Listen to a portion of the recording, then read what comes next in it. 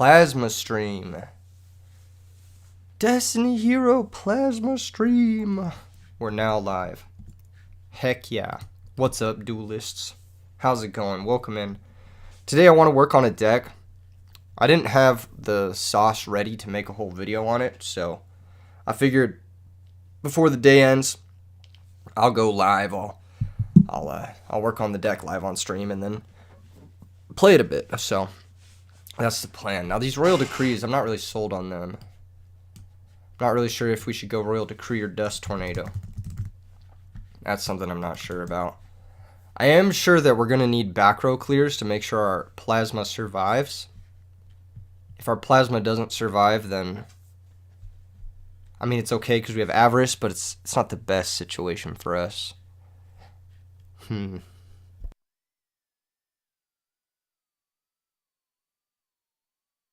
Yeah, this is kind of tricky. All of our interaction is summon stops. We've got one DD Crow. I'm not sure if DD Crow's right or not. Maybe it's just more of a sideboard card for this type of build, and we just get another interactive piece in here. I just wanted to make sure we had enough monsters for Pot of Avarice, but it's possible main decking a DD Crow is not very necessary here. It's like another tech in a deck that's already like teched out like crazy. As far as our heroes go, what's up, RJ? Good evening. How are you doing tonight? I got 3 heroes, 2 Rota targets. So we got Alias, I got Stratos, and I got Plasma, which we'll just move these guys around here. How's it going? Something serious. So we got 3 heroes. We got Stratos, Alias, and Plasma, which means we need to have the fusions. We need to have Gaia, and we need to have Absolute Zero for our future fusion. That way we can send one of these guys in Treeborn, or we can send one of these guys in Dandelion. We can't send Plasma in Dandelion, but that's okay. We kind of want to draw the Plasma anyway. Whole point of the deck is to abuse it. Stuff I'm not sold on right now is I'm not sold on the DD Crow. And that's about it. That's about it. I feel like the rest of the list looks pretty tight. This looks like kind of what we want to be doing. Triple Caius is decent because we have that Treeborn Frog, but we could also go down to 2 Caius. We could also like not play Gores, but I think Gores is really good. And it's also 2 materials for Plasma. If we drop Gores and then we have any normal summon, we can then special summon Plasma, which is pretty good. Even though it's not like ideal because it's 3 for 1 Plasma, but it's okay. Like Gores plus Treeborn, for example, is a way to summon Plasma. So that could be pretty good. Maybe we want better ways to tribute. Like, do we want to play Soul Exchange? I know, right, RJ? You can just like pretty much put whatever you want in these decks. That's why they're pretty cool. I'm not even sure if, I don't know. What's up, kidding me? How's it going? Yeah, it's a late night stream for me. Super late night. I think it's like 11:20 here. 11:20 p.m. So we're doing some late night action. I'm up late usually. I'm a night person. I'm sick of pretending like I'm not. I'm a late night guy. Mirror Force. Good suggestion. So I was kind of off Mirror Force in case we end up in the decrees, but if we aren't in the decrees, then Mirror Force is not a bad suggestion. West Coast shout out. West Coast gang represent. Dude, I love the West Coast. I've been to the East Coast a bunch of times, and I like the East Coast too, but damn, I love the West Coast. It's just fire. Jinzo. Yeah, where are we slotting Jinzo in? Is it over at Caius? Definitely Best Coast. I'll put a Jinzo in here somewhere. I mean, he can exist in the ideas portion of this deck for now. We have 3 deck slots. Sometimes a little too literally fire. That's true, RJ. The West Coast does like to burn. We've got 3 free slots. We've also got some cards that we could technically like cut down on. Like we could go to 1 Book of Moon. We could go to 2 Caius. That would not be the craziest thing in the world. So we have somewhere between 3 and 5 deck slots here. I kind of want to min-max on the fact that we can summon Plasma. And Plasma is super good. That's kind of where I'm at. I want to min-max on that. Pretty much. I wish Plasma was better. I know that that's like kind of a weird thing to say. But I wish, like, the equipped monster gave him some type of protection. Because if you equip a face down, you're just like summoning a 1900, but sacking 3 dudes, which is at least 2 cards worth of cards. Yeah, it's like weirdly fragile. Yeah, it gets Book of Moon. Everybody's playing Book of Moon right now too, which makes me really hesitant to put the Royal Decrease in. Like, everyone's on like 2 Book of Moon, 1 enemy controller. So enemy controller, because you can use it under decree. Yeah, we could play enemy controller. Enemy controller is also good with the tokens.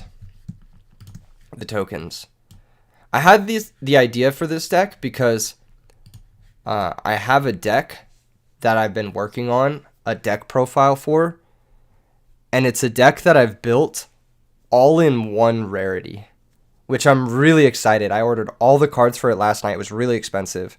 It was like $200. So it's a lot of money to spend on trading cards, but the deck profile is going to be really sick. And I built a deck. It's not exactly this, obviously, because Plasma only comes in some certain rarity, so I couldn't get Plasma in there. But I was thinking in my head, like, I could get Plasma in here. Yeah, we'll cover that tomorrow. Maybe not tomorrow, but in the future, once I get all those cards. Ideally, I get that whole deck put together and get the profile out before LA. And then I was actually thinking about taking that deck, the all 1 rarity deck, to LA, and then, like, seeing if I could win a side event with it, which would be kind of cool. Should be allowed to run Forbidden Lands to target nothing but Plasma with. You should be, right? I'm trying to think if there's a better way, though. If there's a better way to keep our Plasma safe. I do like Dust Tornado. I do like Royal Decree. I do like Mirror Force. I feel like this could be a nice little solution here. Now, Dust Tornado is not amazing. It could also be something like 1 Dust, 1 Phoenix Wing, just for the versatility. Scapegoat could be good. Now, if I like Scapegoat, then I like Cyber Valley, and we can go a different route. Because this is a very, like, traditional route. But if we're going Scapegoat, then we could go, like, Cyber Valley 1 for 1, and maybe cut some of these cards. But I'm not sure how good that is, again. Because, like, 1 for 1's really only good if you have Dandelion. And then you'd have to play Malicious if you're playing 1 for 1 Cyber Valley.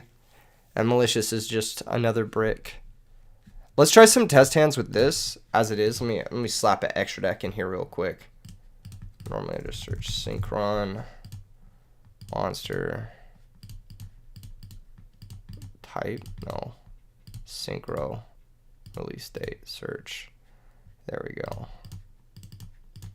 Cool, and then we'll go Type, Dragon, Search. Cool. Oh, bypass the limit. There we go. Nice. Extra deck's done. Hell yeah. What's up, Ryanide? What happened to your message? If I throw DeGrunin in the extra, is there a card that will let you search Plasma? No, I don't think so. Not in this format, at least. The card that searches Plasma would just be Rhoda or Stratos. I could just play more E-Calls if I wanted to search Plasma. Play Road Warrior to get out the Cyber Valley. So if we end up on that, I'm going to go ahead and put all that shit in the sideboard. If we do end up on that, though, we would definitely play Road. For sure. So this would be like the configuration of that. We'd have like 1 for 1. We'd have 1 for 1, Malicious, Cyber Valley, Road Warrior, Scapegoat. That'd be more the configuration. And we'd probably have to go lighter on traps just to make space. And play the Decrees. So that'd probably be the configuration there. And we'd probably also play Enemy Controller in that config. Because Enemy Controller plus Scapegoat's really good, and Enemy Controller plus Cyber Valley's really good. So, yeah. Could also add Level Eater. Why? I guess it's like a free Tribute Fodder for Plasma. Did I see the new 1 for 1 Collector's Rare? I saw it at YCS Vegas, and it was in the case for $20, and I didn't buy it. And now it's like $50, and I'm so mad. I should have just bought it. I was like, $20? That sounds about right. And I looked it up on TCG Player, and it was like $1 less than the one in the case. And I was like, I'll just order it on TCG Player later. And now it's like double the price. What's up, Crook? How's it going? Yeah, I do really like the collector's rare on the 1-for-1. I think it looks fantastic. Actually, let's pull it up for the stream. 1-for-1 collector's rare. I love looking at these beautiful looking cards. You know what? There's probably not going to be a good image of it, is there? 1-for-1 collector's rare Yu-Gi-Oh. There ain't a good image of it, is there?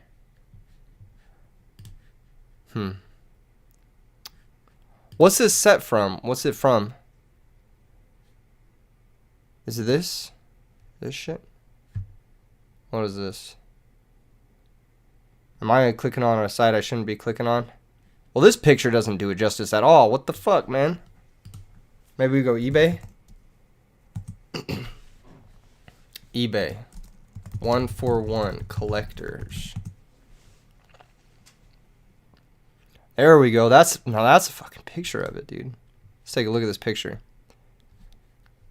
Oh, yo, that's so sick. That's so sick. Look at that. Oh my gosh. Wow. That's gorgeous. That's gorgeous. Dude, that's so beautiful. Now I know why it doubled in price. This card's phenomenal. You can't believe I didn't cop on site. I don't play this card in anything. I mean, the one time I played this card, I played it in Dragon Link to search for Black Metal Dragon. It was just like an extra copy of Quick Launch. I don't play Fish OTK. I think that deck is bad. The last time I played it, like, let me see if I can find that replay. I wonder if I could find that replay. I probably would have to go through a lot of sorting because it's been like 30 or 40 matches since I played it last. But the last time I played it, I drew 25 cards game 1 and I didn't draw Coelacanth. And then game 2 I drew 22 cards and I didn't draw Coelacanth and I just lost. And both games I resolved multiple morae. So it wasn't just that I had seen 22 cards out of my deck, but I had also like shuffled back and drawn more cards on top of that too. And I just didn't see Coelacanth in both games. And it's just like, man, this deck does nothing unless you see Coelacanth. It's a higher rarity for 2011 Tengu. Yeah, I mean, if you like Tengu plant format, I feel like 1-for-1 will always be one of those really busted Yu-Gi-Oh cards. Like, this card is just busted in every format it's legal. It's probably one of the best cards in Edison format, for sure. It should not be legal. It should be banned.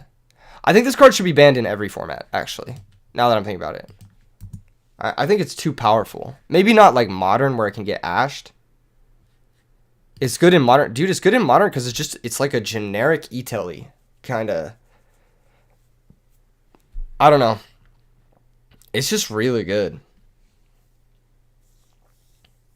I think this card is cash money.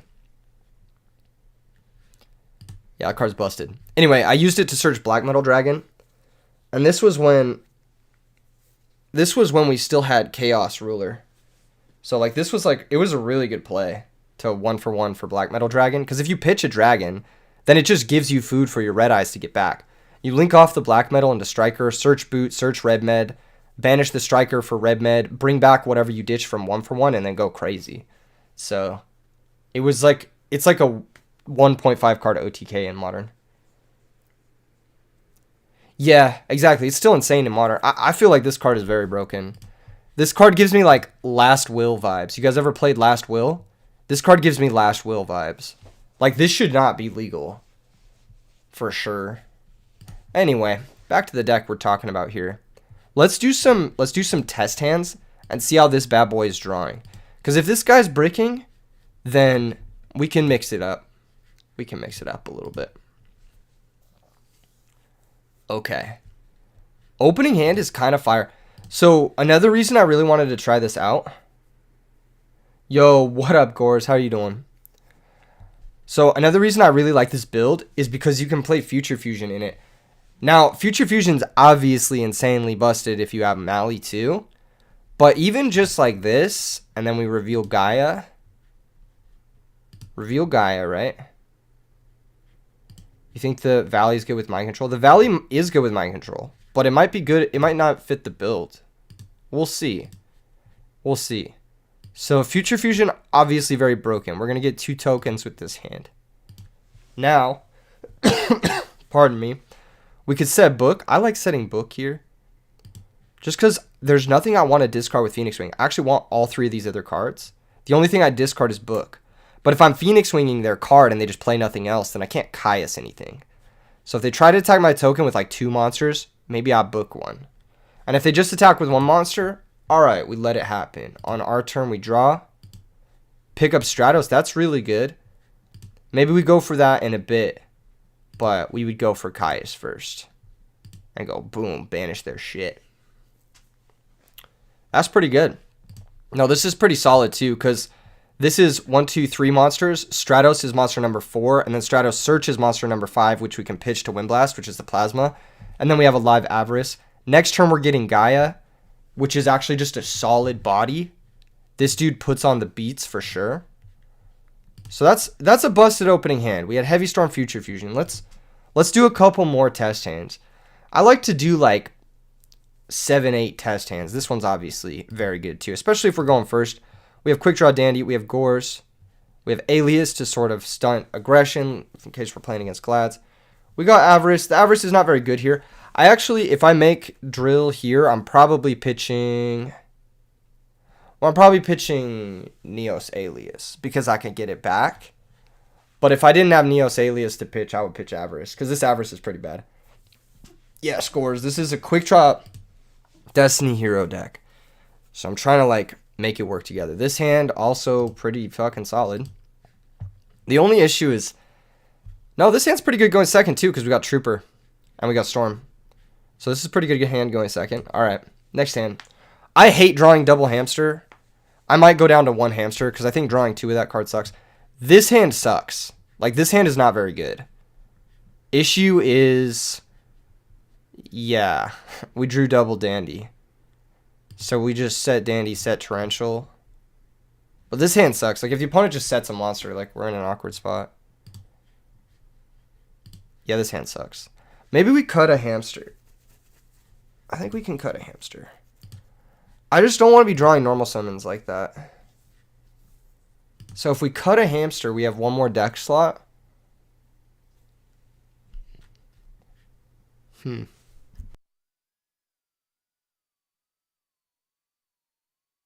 the trap cards look good to you guys? Did they look good to you guys? Or should we like move more towards the Cyber Valley thing? Because I feel like the trap cards looked okay. But maybe I'm just smoking crack. I don't know.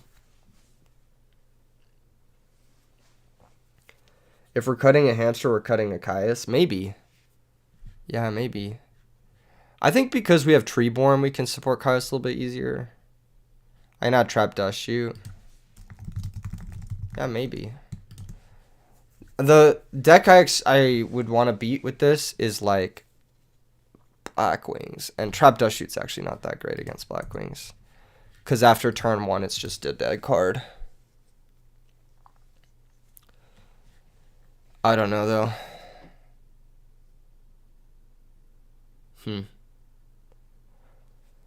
Okay.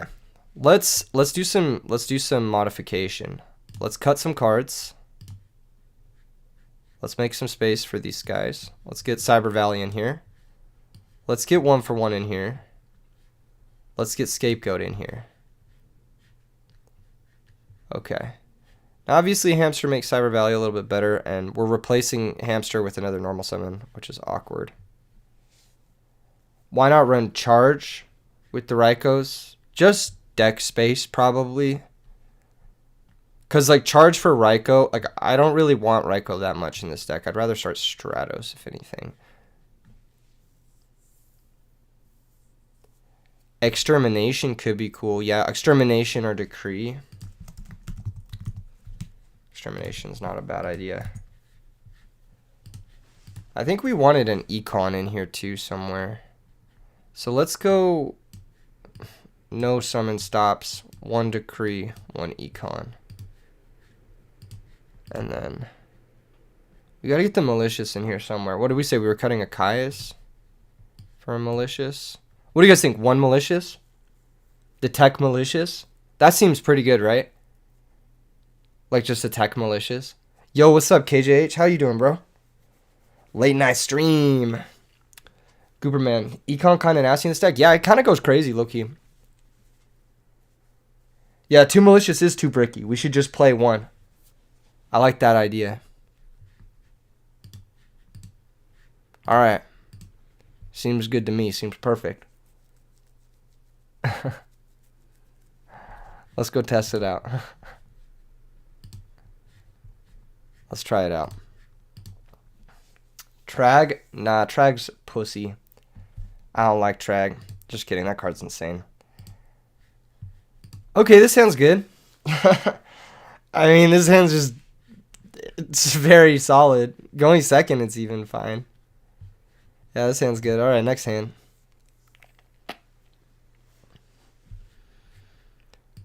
Dude, this is fucking crazy. This hand is...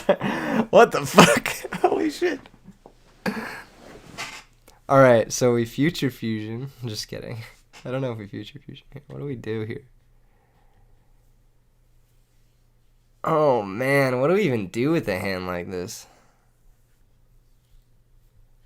This is an interesting hand. Because we got Gores, and then we got a bunch of cards that don't make Gores good. So I think the answer is we go Future Fusion, reveal Gaia, send Alias, and we'll also send Dandelion. Get a couple of tokens. 1 for 1. Pitch our Gores. Get Cyber Valley.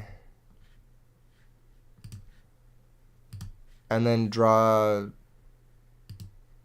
2 new cards, I guess.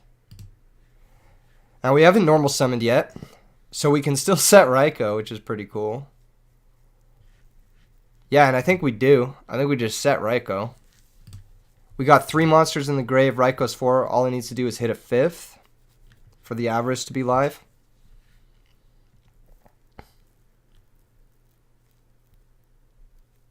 Hell yeah, what's up, Deterpager? So that hand was pretty good. That hand was pretty good. We also had Scapegoat Plasma for like a late game thing. Really what we want to do with Plasma is just like slam it in the late game once all the back row's gone. I think our plan with Plasma is just like get I don't know what I'm talking about. Get all the back row clear and then special summon Plasma and then win from there. This hand's cash money. We got Foolish Debris, which is pretty good. We got Raikou. Foolish could send a lot of stuff in this deck. You know what we could actually send with this Foolish is we could send our 1 Malicious. That's pretty good. Yeah, I like that a lot, actually. What do you guys think of that play? That's pretty solid. Alright, hold up. Where's the second Malicious going? Someone tell me. What are we cutting for the second Malicious? Is it a Raikou? Are we cutting a Raikou for a second Malicious? Don't I need the second Mally? I mean, technically no. You want to cut Torrential? Dude, Torrential's the nuts in this deck. Torrential's fucking crazy. Torrential with Card Trooper, Sangan, Treeborn, Dandelion, Lone Fire, Priority, Chain Torrential, Nuke their board, Special Titanial. No, Torrential is literally a god card in this deck. You can't cut it. This is probably the best Torrential deck, if that makes sense. I have a decent amount of normal summons, so cutting Raikou's not bad. Yeah, I was thinking like maybe Raikou or Hamster. Hamster's a little sus, but we'll cut a Raikou. We'll get the Mally in there. And then another thing I was thinking is we could cut Decree for another Phoenix Wing, but we'll come back to that. We'll come back to that. All right, more test hands. I see. I see. Now all good things must come to an end. And as you can tell, in this hand, we've got the Trinity, the holy trinity of bricks. Malicious, Titanial, and Pot of Avarice. Yeah, I should have kept it at 1. Honestly, you're not wrong, Team Hune. Because now that I have 2, I'm going to draw it twice as much. Imagine if Mali was Raiko here. Yeah, this hand would be insane. If the Mali was a Raiko, this hand would be insane. Where's Junk Destroyer, right? Junk Destroyer would go crazy. Alright, well, this hand's like pretty straightforward. You just got to set Sangan if you're going first. I mean, you get blown out by a lot of shit. You could also set Econ if you want to, like, deflect, like, Fire Dog or something. If you expect your opponent to be on some crazy shit. But, yeah. So you lose your Sangan. What do we search with Sangan with this hand? Now, Lone Fire is pretty bad because we already have Titanial. Normally, you'd grab Lone Fire because it's monsters 2 through 4 for your Avarice. But our hand doesn't really do too much. I think we go Dandy. What's up, Chrism Sea Dog? We are testing Destiny Hero Quick Draw. So, on our turn, we draw. Oh, yes, another Avarice. No, this is really bad. This is really, really bad for us. So we pitch Dandy, special quick draw, get 2 tokens. I mean, it could be worse. We synchro into drill, they stop it. Let's just assume their 1 back row kills our drill. Let's say it's like bottomless or something. So we lose our drill. That's it. That's the game. We lose. Straight up. We just lose. Alright, I'm not sold on Mali.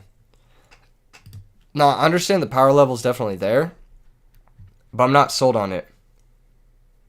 Yeah, I'd probably just get murdered by that point. I'm not sold on Mali. I think it's just too bricky. I do like the fact that it combos with your nut hands, like 1 for 1 and stuff. But I don't really like it. Chaos Sorcerer with 2 lights. Maybe 3 if you count Alias.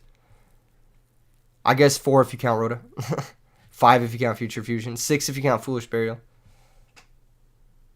Yeah, we could slam a Chaos Sorcerer in here. The issue is, like, you saw that opening hand with Mali. Chaos Sorcerer is just another brick, like Mali, early game. I think we go back to the Raiko. I think Raiko's good. And then I think we go back to... We get another defensive card in here. Yeah, there was only 3 lights. I mean, I don't count Cyber Valley because, like, unless you mill Cyber Valley, it's never going to the graveyard. Judgment. I don't like Judgment in this deck. I think we're going to have to take hits, which makes early Judgment pretty bad.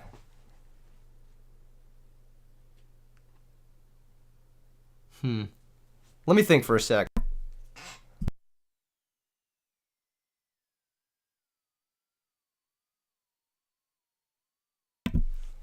I don't know. This one's kind of tough. 6 to 7 opening bricks, including Mali. Which means the last hand was kind of unlucky. 7 opening bricks, and I opened 4 of them. That's not unlucky. I mean, like, if you have 7 bricks, it's not going to be uncommon that you start with 2, which is bad. Like, you don't want to start with 2 bricks in this format.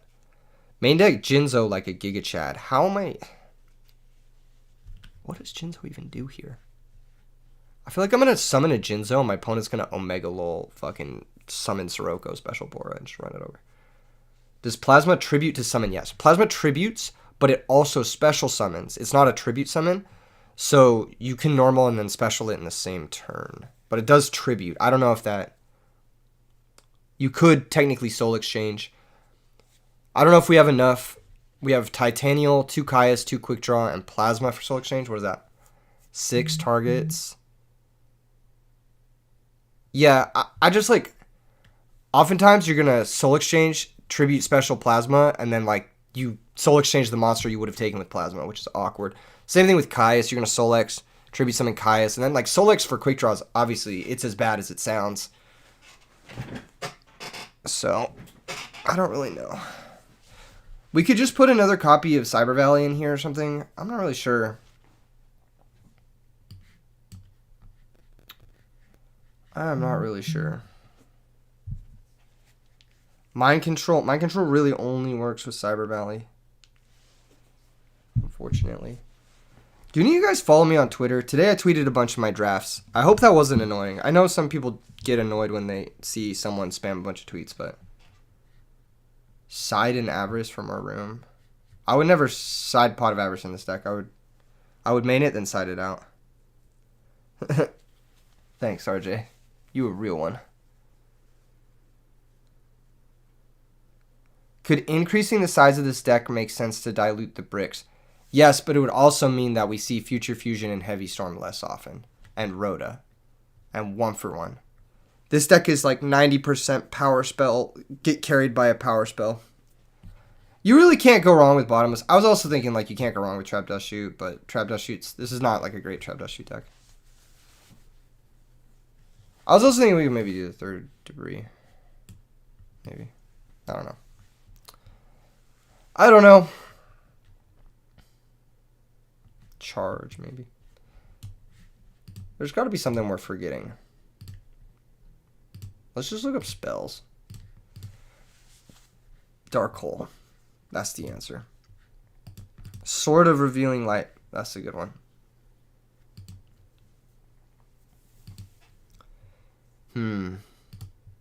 Giant Trune could be cool. Maybe. Probably not, though. Upstart Goblin's not off the table. I know someone mentioned Nobleman earlier. Nobleman could be cool. Creature Swap with Scapegoat, Dandelion. Everybody loves Creature Swap in my comment section. That would make them happy. Snowman Eater is a great suggestion. I'm definitely going to be at least sideboarding Snowman Eater. I don't know if I'm going to be maining it, but it's a great suggestion. Really, really good idea. The Warrior returning alive. If only Blackluster Soldier were legal. Book of Taiyu. Set Raiko. Book of Taiyu. GG. Time Wizard. That's a good suggestion. That's a good suggestion. It's a Regeki. 50% of the time, it Regekis all of the time. Do we have any, like, facilitator spells? Anything that'd be, like a... What are the power spells in this format? Vortex is kind of hot. Might side that. I know people mentioned Mind Control. I'd want at least... Like, I want to play the full 3 Cyber Valley if I'm playing Mind Control. Allure, how many darks we got? 4, 5? That is not enough for Allure. That is not enough for Allure. 1 Solemn. Tetrix I already mentioned. This deck's got to take hits, so... early Solemn's not going to be great here. Tech Miracle Fusion? Yo! What if we just have the 1-of Miracle? For the Miracle top deck. Boom! Get out of here.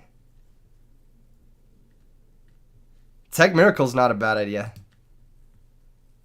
1 DD Warrior Lady's not a bad idea either, Ven. That's not a bad idea. For the Rhoda target. Tyler says, for what? Miracle Fusion can make Absolute Zero and Gaia. There's 1 water. Yeah, but there's a bunch of Earths. There's a bunch of Earths. What is there? 1, 2, 3, 4 Earths. And then 1 water. And then if you count Foolish, Future Fusion, all of the milling we're doing. Battle Fader could be good. Warrior Lady could be good. Destiny Draw if we were on the Mali.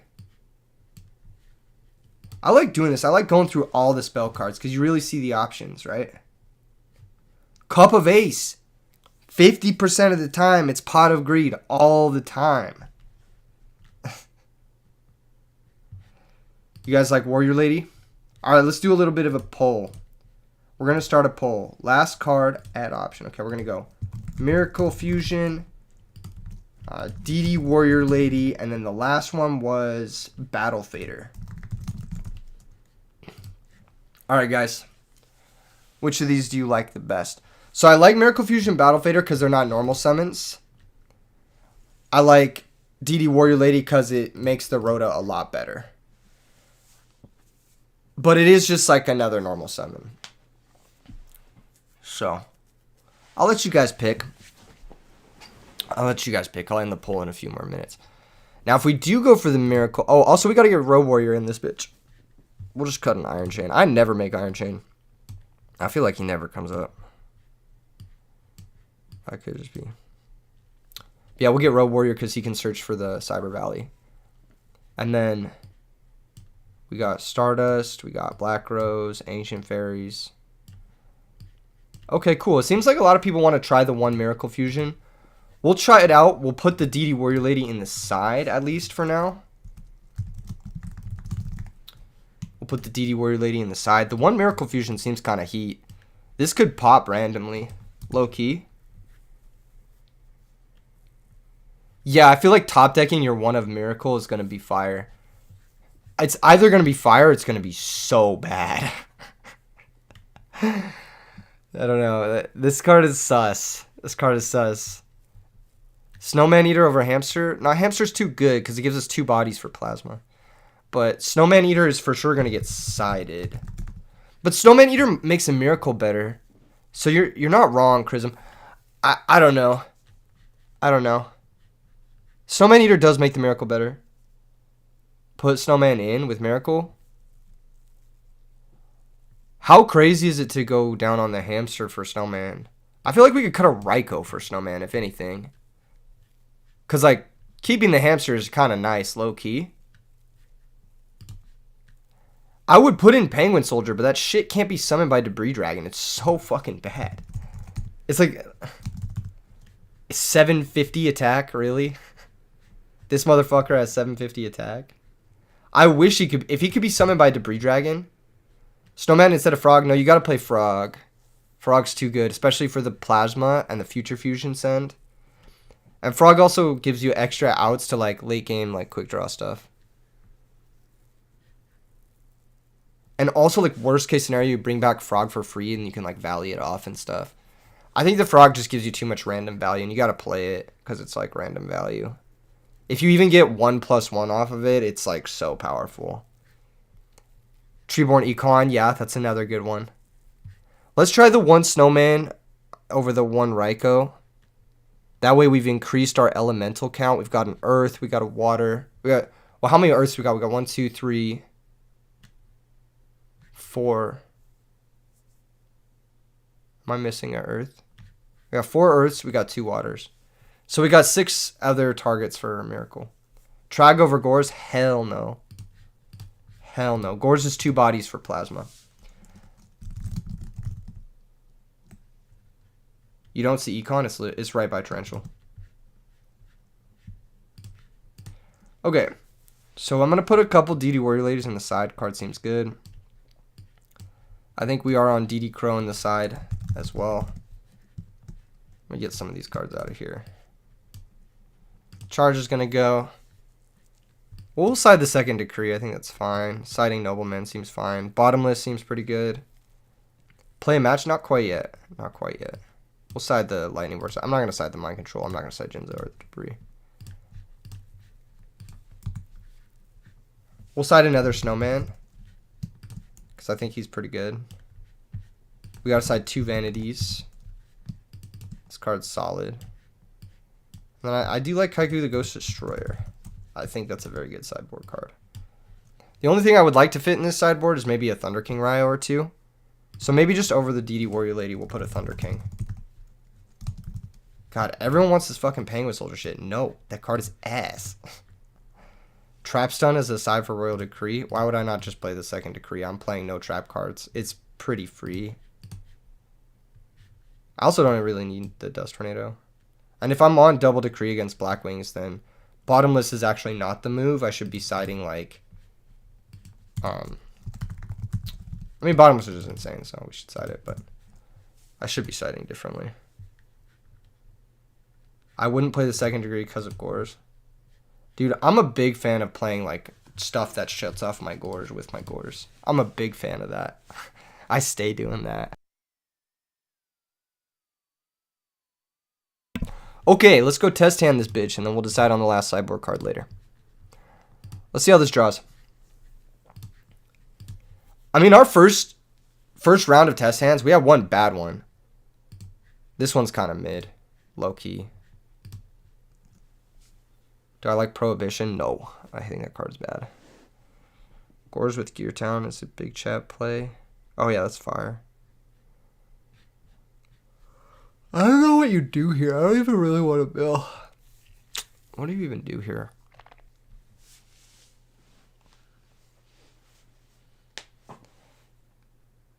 Is just set Dandy, set Decree, or just set Treeborn Pass?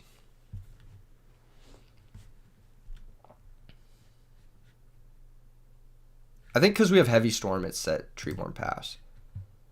So this dies, we draw, we get it back. Torrential was a good draw. Feel like 3 quick draws a move. I don't.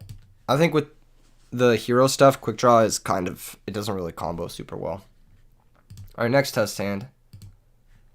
This one is fucking crazy. Holy shit. Go Foolish, send Dandy, get 2 tokens.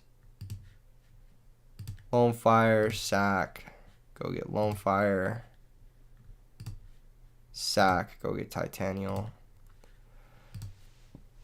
This hand looks insane. What do you guys think of this? That's pretty good. Set Windblast with the intention of discarding 1 for 1, most likely. Next turn we draw. Second Avarice is mid. Maybe I should have discarded the Avarice. I don't know. Titanial is insane in Edison. Yeah, it's so broken. I played a game today. Someone was like, oh, cut Titanial and play the volcanic stuff. And I did it, and I immediately lost someone who summoned Titanial turn 1. And I just lost the game because my stupid volcanic deck couldn't out Titanial. This hand's crazy. This hand's really good. The only issue with this hand is a little bit normal summon dependent. We've drawn Heavy Storm every single test hand, which is awesome. Very lucky for us. I think it's lead Raikou. Because, like, if we milled Dandy, we're just up our life. But we didn't. So, whatever. Titanial and Fortress are the 2 most annoying monsters in this format. Maybe. I haven't played against Titanial enough. It's really annoying. This hand's fucking crazy. What's our next hand like? Alright, we've had enough good hands. Let's go get a game. Christia up there. We could do like a top 5 most annoying monsters after we play a match with this. I want to try it out. Hella people want to play. Wolf 1's a G. I feel like have fun. Wolf 1's from the Discord. If you're watching the stream, Wolf 1, stop watching the stream. It's a fucking sniper. You fucking sniper. I'm just kidding. Mind Control? The only conversion we have, or the only consistent conversion we have is 1 for 1 and Cyber Rally. So we only have 2 consistent conversions left of it. It might be worth playing though. Or at least worth siding. It's for sure worth siding against. It could be the 15th sideboard card. That's not a bad suggestion. Okay. Well, we've got Decree, which is going to be good later. Issue is that our shit is not good now. More or less. But that's fine. Let's go ahead and get our normals. Let's just go ahead and get our normals.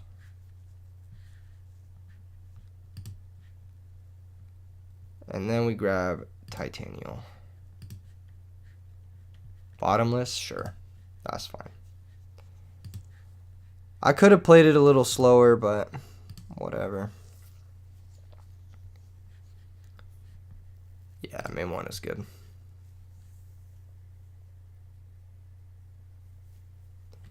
Exactly. Main deck Kaiku, that's pretty good. And by pretty good, I mean it's fucking pre, but whatever. I'll block it with a token. We can run it over with Elemental Hero Neos Alias. So it's going to be free card advantage for us. He's going to attack a token. Cool. We lose a token. No Fires of Doomsday. Nah, we got Scapegoat. I think that's plenty enough. Mind Control makes Miracle live. Oh, shit. I didn't even think of that. Good morning, Virtual Goat Duels. How you doing? That's hella trap cards. I don't like none of that shit. Let's go. Neos Alias. Beat that ass. Let's fucking go. Yeah, Book of Moon. What's he got? Nothing. Goodbye, Kaiku. So we're in a good spot, I'd say. The Avarices are glued to my opening. They're not even that bad here, though. We got the Lone Fires in the grave. So it's not that bad. Big thonk moment from the opponent. He has to get through 3 tokens and an alias to hit me with anything. He could clear the decree somehow. I don't know what he's playing. It looks like anti-meta. Because he got hella back row. He's got a monster he hasn't flipped. Which could be like an anti-meta back row. And main deck Kaiku is like weird. You don't normally see this. At least I don't think this. Oh, it's this shit? Okay, whatever. Maybe he has book then. Yeah, he has to have book, right? No, he doesn't. Wow, he's just trading. Huh. It's a set monster. Is it Gravekeeper Spy or something? Do we know this set monster? What could it be? If it was Spy, he would have flipped it last turn, no? Maybe not. Well, we got a couple of slots here for our Mega Hamster. And Hamster is going to be the Earth for our Miracle Fusion. The Goat tokens are also Earth. We could have technically done a Miracle Fusion play last turn to get Gaia in play. But it seemed like a little bit too early. It is a little bit awkward that Miracle Fusion and Pot of Avarice kind of like are in the same room. And it is also awkward here that I have to set Hamster. That's so fucking annoying. Okay, whatever. It was Reiko. That's really interesting. I'm curious why he played it that way, but whatever. He got Rekindling now? He's probably got Rekindling. Oh, he's got another Fire Dog. Dude, when I play this deck, I never see Fire Dog. But when they play this deck, it's like always Fire Dog.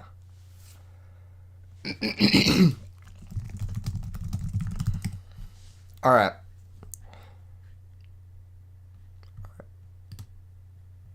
This sucks, but we can make it work.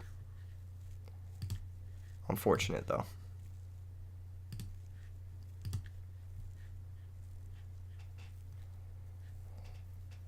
Yeah, this sucks, but we can make it work. Because we still have a token. So we can token gang off this to take his Stardust, which is what he's going to make. And then we can, like, Raikou pop the Stardust. And then hopefully have a live Avarice by then. Or we could just fucking book, kill the Stardust, keep our token. But I don't think these Goat tokens really serve that much of a purpose. And I actually think the Book of Moon might have more utility for us. Because we could book our own Raikou. Which I do like. So I'm going to enemy controller, sack the token, try to take the Stardust. Maybe he compulses the Raikou here, which would suck. Don't get me wrong, but Solemn Judgment. Okay. Do I have 5 monsters? I got 4. Okay. Well, fuck it. Let's book the Stardust. Yeah, he's got to pay $39.50 here. Econ was solid there, though. That was a good tech choice. If anyone got that, Okay, yeah, okay. There we go. He figured it out. So we book the Stardust. Flip our little Raikou. Raikou pop the Stardust, mill 3. Even if we don't hit a monster, we can crash the Raikou, which I intend on doing. We did hit a monster, which is nice. That means we can now Avarice main 1. I'm looking at leaving...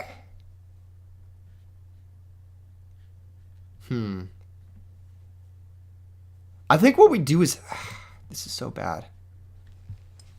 I think we crash. I think we crash, and then we leave both our miracle targets.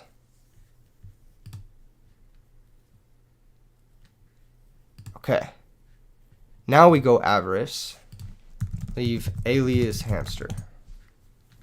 Titaniel's gone, which is a fucking bummer, but whatever.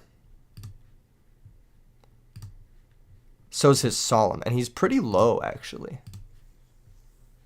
Dang, Gores, those are sick. Ultra Econs look hella good.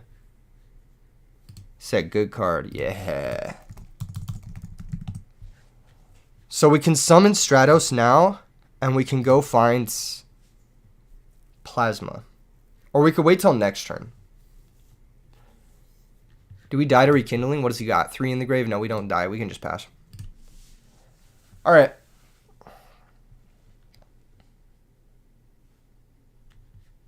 Are you fucking kidding me? Alright. That's so fucking annoying. Okay. Dude, I hate playing against pre. I don't want to play against this shit. I'm sorry, man. Whatever. Well. Is there a better time? What's up, Ryan? How's it going? Appreciate that. Okay, I think we should just gun the Miracle and try to kill the Thunder King. It's probably going to trade with the back row, though. Ew. Gross.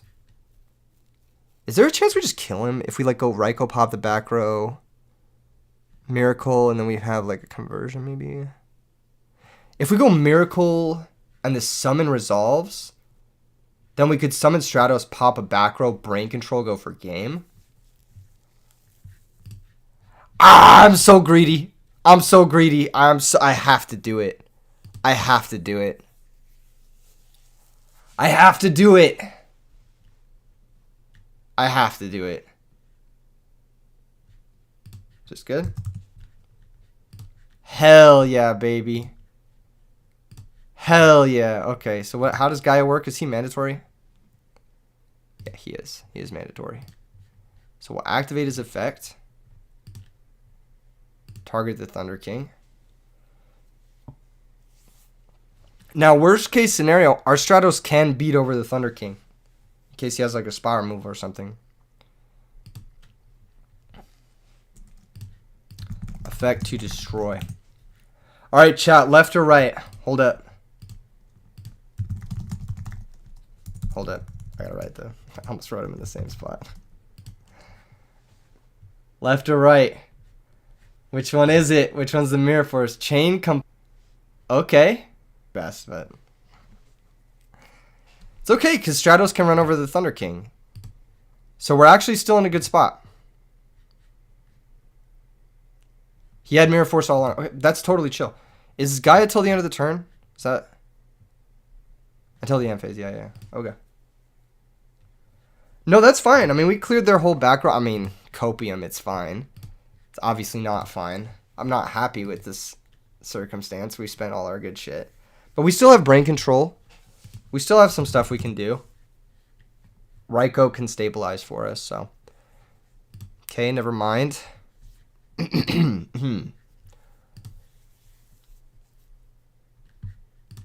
He's on Raikou's.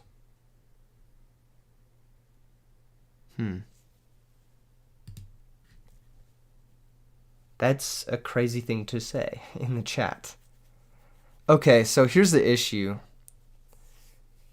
If it's a third Raikou, we get fucking owned, but whatever. Let's try it. Maybe he doesn't Raikou my monster. He might not Raikou the monster out of fear of it being like Dandelion or something. Dude, come on. He's had pre and like literally perfect everything. The only thing he hasn't had is Rekindling, which I am very thankful for. Oh, this is nice. This is nice. This is nice. Okay, this is going to pop his set monster. We can't deal with the set monster. That's the annoying part. Dude, this is the most pre-bullshit I've ever seen. Legendary Jujutsu Master in the main? That's not a main deckable card. That's such pre, dude.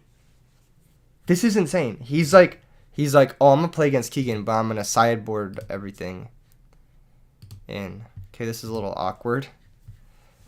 Dude, this is so fucking stupid. Alright, we got to take another 19. We got to fade another Rekindling.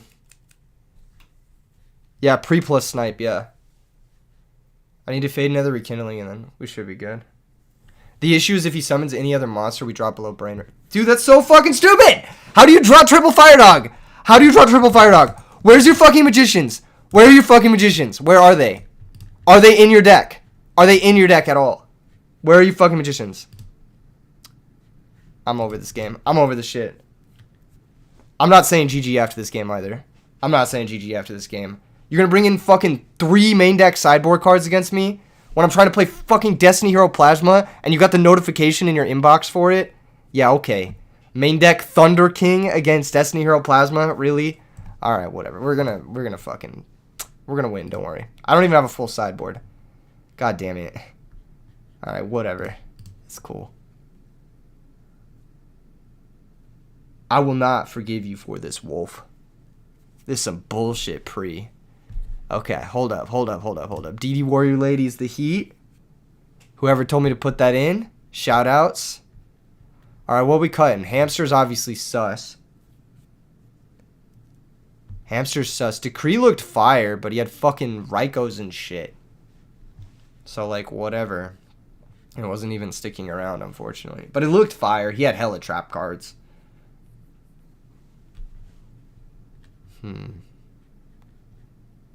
I didn't even draw Caius, man. Caius would have been crazy. Gores would have been crazy. I drew fucking Sangan into his stupid-ass Thunder King. Of course. Yo, that's sick, Jason. Good luck at your locals.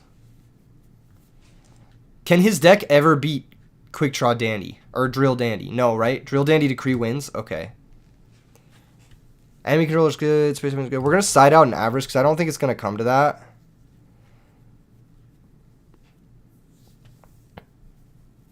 Yo, low-key, I'm, like, going to side out all the hero shit. I don't think it's good in this matchup. Straight up. I don't think Summon Stratos is good in this matchup. I think it's just going to get me owned. And then I'll probably bring in the Nobleman, too. Is there any hero shit that I left in? I'll leave in the Plasma for the fans, but... Leave Rhoda in the deck just for Warrior Lady? Nah, he plays fucking Thunder King. I'm thinking that's not it. DD Crow might be heat, too, on Rekindling. Like, DD Crow might be better than, like, Torrential or something. Because we got Double Decree. We'll try this. Alright, guys. This game, he's not going to draw triple Fire Dog plus all his main deck sideboard cards. Or his sideboard cards. This hand sucks balls. Like, this hand is just really bad. We just have to hit a Dandy or something. There we go. Easy clap. Said nice mill. Nice main deck sideboard cards, bitch. Just kidding. I love you, Wolf One. You're a real one, but I gotta talk shit because we're on stream right now. I gotta talk shit. So you got Heavy Storm, Fire Dog, Heavy Storm, Fire Dog. Okay. All right, Chief. All right, champ. If you're just Heavy Storm, no Fire Dog, what is the fucking point?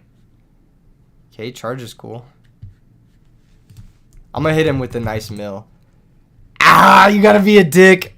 You gotta be a dick when that happens. What's up, Leo? How's it going?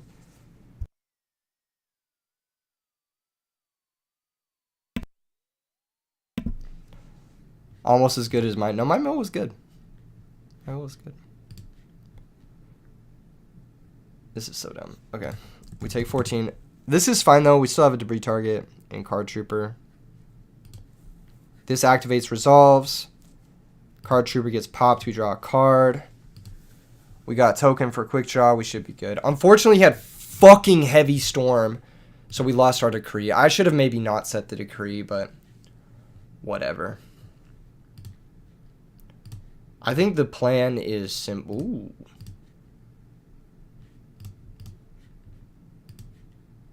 That's kind of good. All right, what's the move?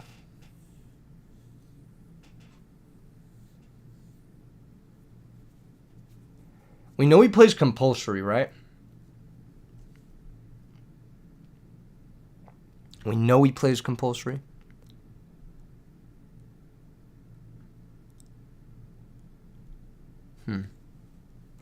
So how do we bait that shit? How do we bait it, chat? Do we bait it with enemy controller? Is that the best way to do it? Now, I feel like enemy controller is pretty good because it can switch the stupid fire dog. Whereas brain control is, like, less good. Because he can just make, fucking... What's that one card? Now, if he has compulsory here, he should do it. He should fire it. Interesting. So he's going to wait for us to synchro to compulsory us then. In that case, we should attack with the Kaiku. We should attack with the Kaiku first.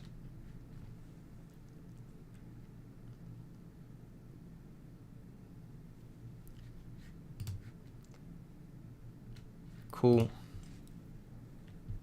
Now this is going to suck because we're going to lose our drill.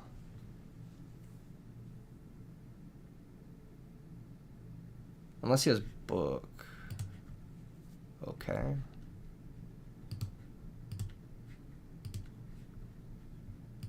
Make drill.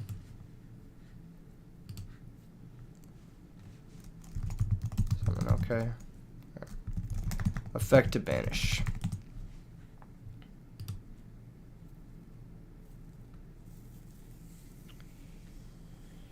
And I'm actually going to discard Phoenix Wing, as weird as it sounds.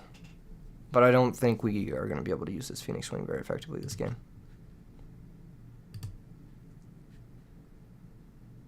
And I'll set enemy controller and pass. Yeah, that match was cursed, Ryan. Okay, so he's got one monster down. Rekindling's a dead card. Fire Dog doesn't do anything here. We've got an active drill. Yeah, that card doesn't matter. Yeah, that's fine. There goes our token. His background might be called Haunted. It's not. Weird. If it's Royal Oppression, I'm leaving the game and I'm not saying GG. That's all I'm saying. Pot of Avarice is terrible after we got hit by Kaiku, but we get Card Trooper back here, which is nice. We get a Drill Warrior. Drill Warrior's going to come back. Grab us Card Trooper.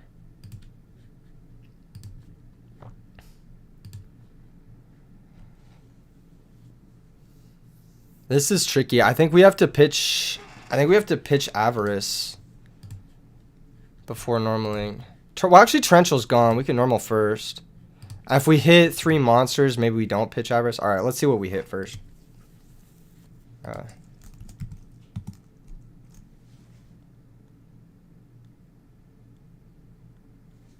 No, you can't negate this. T-King can only negate inherent. So, like, not from effects, but stuff like Dad, Cyber Dragon, etc. But can't negate, like, Call or Stardust coming back from grave. Yeah. That sort of stuff where it's like, it's an activating effect. Nah, it's an effect. You can... The initial summon of all synchros is inherent, and you can T-King that. No, he's not new. He's a good player. This is just something that I don't think a lot of people know. Legit. For sure. Alright.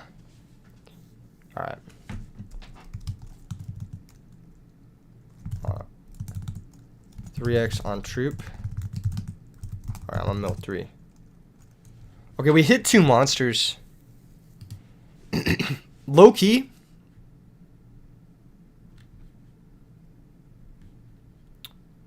Yeah, now we pitch Debris. Effect to banish. Because we hit 2 monsters. So we pitch Debris, banish this guy. Attack the Thunder King. If he has Deprison, then we'll... chain. It's got mirror force. Oh, that's plenty good for us, though. Because we get to draw. Oh, my fucking God. I'm the GOAT! Alright, foolish. I'm so good at this game. I deserved this sack. I deserved this. Hell yeah. Avarice. Leave dandy. Can you get a video explaining rulings? No, you're getting one right now, brother. This is the video. Inherent is like, it's got a condition on it and shit. And then effect is like, it starts a chain. That's the big difference. Alright, draw 2. Fuck yeah. I'm a sack, dude. I'm sacking the shit out of him. I don't deserve this win. I got destroyed. I got outplayed the whole first half of the game. But this Drill Warrior's like randomly doing it for me. Okay, Mirror Force now gone. There goes a token. Goodbye. But that's not going to matter. Drill Dandy should just beat this. Maybe. I don't know. I don't know. We'll see. Drill comes back. Add back Dandy.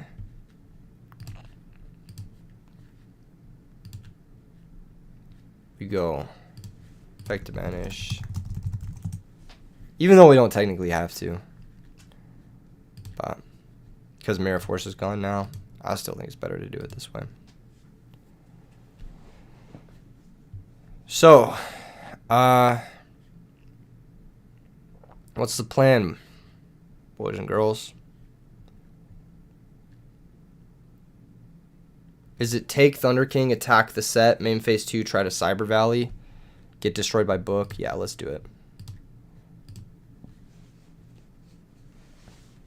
Let's try it.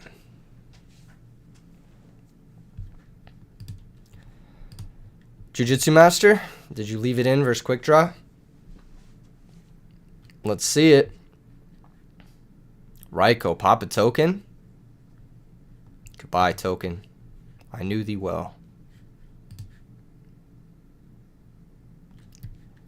Oh, fucking Fossil Dyna? Bruh. This guy has everything hateful. Holy shit. Nice mill, lol. Says, I remember why I don't play this deck normally. Hey, man.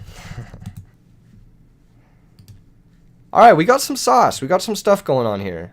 Now we got some cards. We got Debris. We can Field Nuke. We got Drill Dandy going. I think we're firmly winning this game. Worst case scenario for us now is like he summons another Dyna. But we got to be careful of Dyna. That card's going to fucking own us. So we got to be careful how we play next game of Dyna.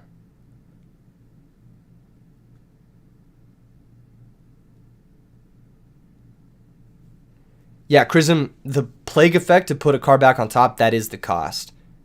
So, you have to do that to activate the effect, basically. Alright. Standby phase Drill comes back. Drill gives me my sweet baby Dandelion.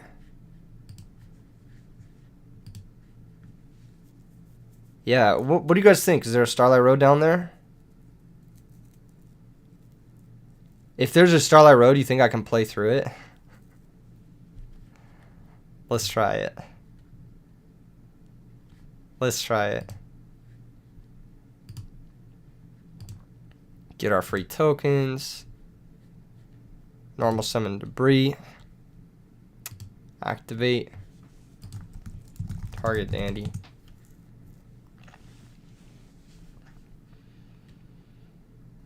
There we go. Bring out the Dandy. And yeah, I'm just going to blow this shit up. Let's see the road. Dandy 1, Bear 2.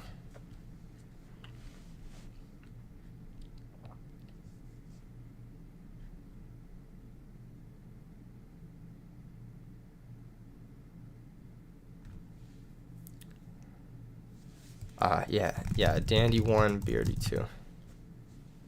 Chain links. He's got road? Yes. I can't use the other effect as chain link 2. Alright. Easy clap. That's how it's done, folks. Tyler says, I wish Trish was in Edison. Why? So you can get fish looped? LaMail. Multiple Kaikus. Jesus Christ, man. That's crazy.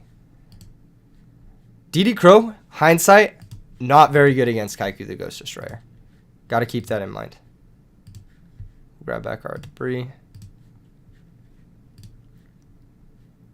We'll go ahead and make Stardust Dragon.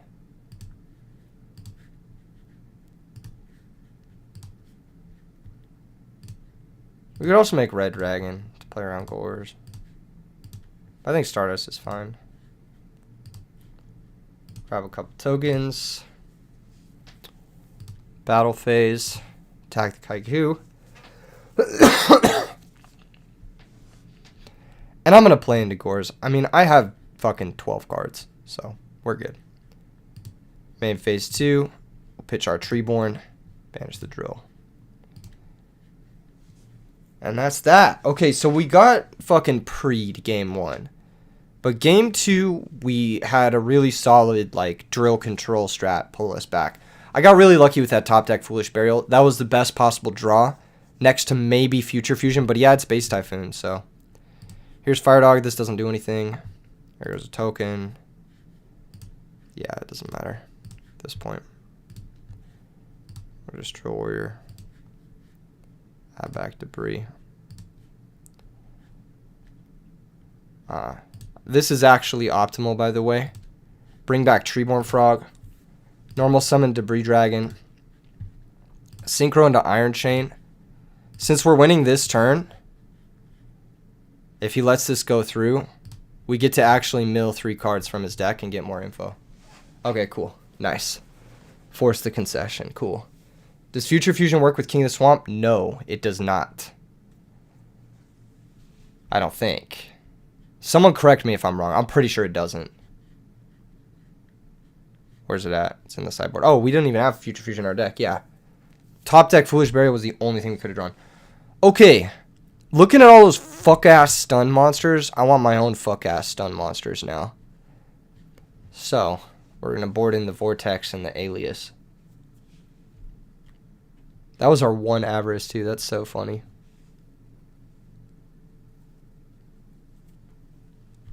Alright, Sangan, get out of here. Quick Draw, get out of here. Let's run it. How about Miracle Fusion? Yeah, we only got 1 hero on our deck, so not ideal. I guess with the Alias, it's 2, but I don't really like Stratos as much. We could side out Plasma for Kaiku, but again, I don't like these 1800s into Fire Dog, that sort of thing. Plasma could be Torrential, it might be okay, and then we might with the second Avarice. I don't think we have enough milling to facilitate the second Avarice. We just have 2 Raikou and Card Trooper, so no charge, none of that shit. Yeah, plus we drew our 1 Avarice, so we're winning. Maybe I should have sided out the Crow, though. Thunder King, that's awkward. It's awkward because, oh, never mind. Never mind, dude, never mind. Never mind. Let's go. Yeah, see, normally this is good, right? Into Raikou, because I'm forced to pop the Fire Dog. But now I can just pop the Thunder King. That's so good.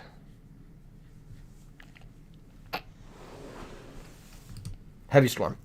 Ah, never lucky. So this is actually pretty bad if he has Magician. Magician can make Stardust, but we can't really do much about that, unfortunately.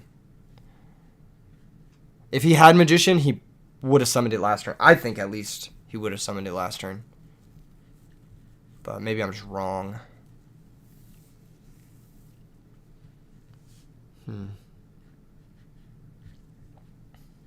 Yeah, I don't know. Oh, well, he top decked it, so that's cool too.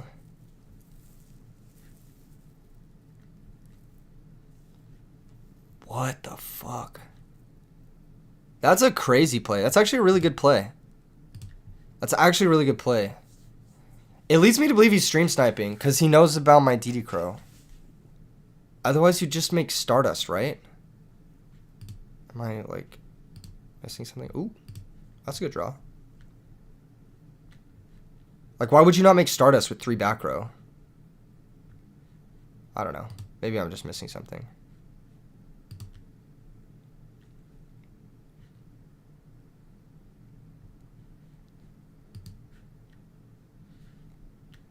Alright, we'll special this guy. Activate the effect of Dandelion. Get 2 tokens.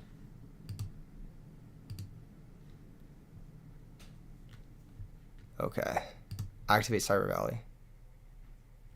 Target the token. Draw 2. What's up, Mustafa? How's it going? Oh, man. If only we had that guy a little bit earlier. Alright, we got 3 in the grave. We got 4 if we count Crow. We got 5 if we count Gores. Let's just pass. Man.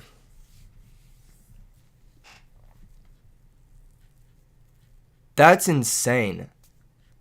This is so fucking stupid. Okay, it's cool though. We got Gores, so we're chilling.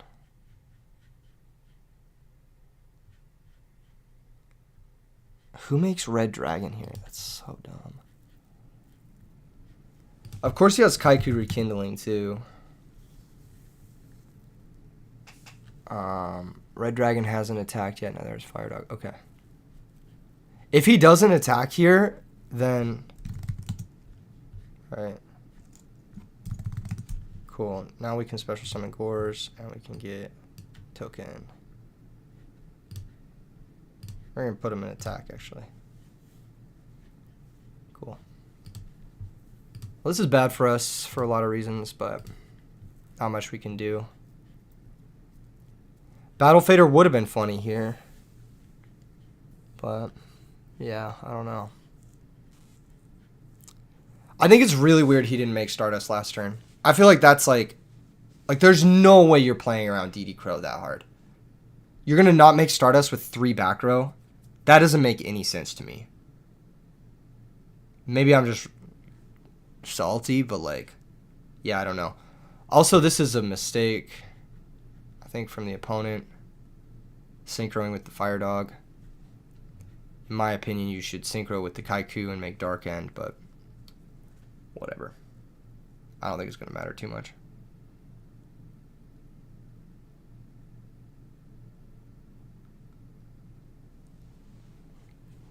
The reason he wouldn't make Stardust is maybe he had... yeah, he's not making Stardust here either, so he probably has Solemn. Which is interesting. Yeah, and we draw Bottomless the turn after. That's so unlucky. Damn, Bottomless would have been crazy there. Because we Bottomless the Kaiku and then we DD Crow the Rekindling. Either that or it forces a Solemn.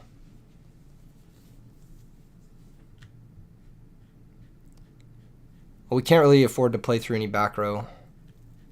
So the only thing we can do is like...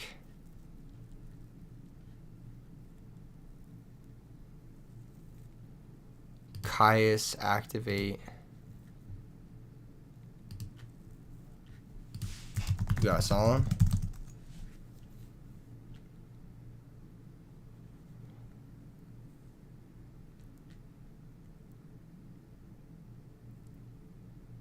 I wish... bro, then why did you not make Stardust?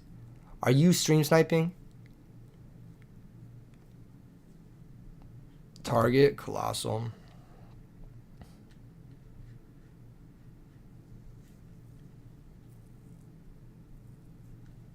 Alright. This doesn't look good for us. Ladies and gentlemen, doesn't look good. Let's get this Kaiku out of here. Might have Road. Yeah, shit, dude. GG's. That was tough. That was really whack. I feel like that game went really poorly. And game 1 went really poorly, but I need to reflect on it. I want to see what his sets were. I will say GG's. I think it was a good match. At first I wasn't going to say GG's because he had all of that main deck pre. But I'll say it, even though he had a hella pre. I want to see what his back rows was.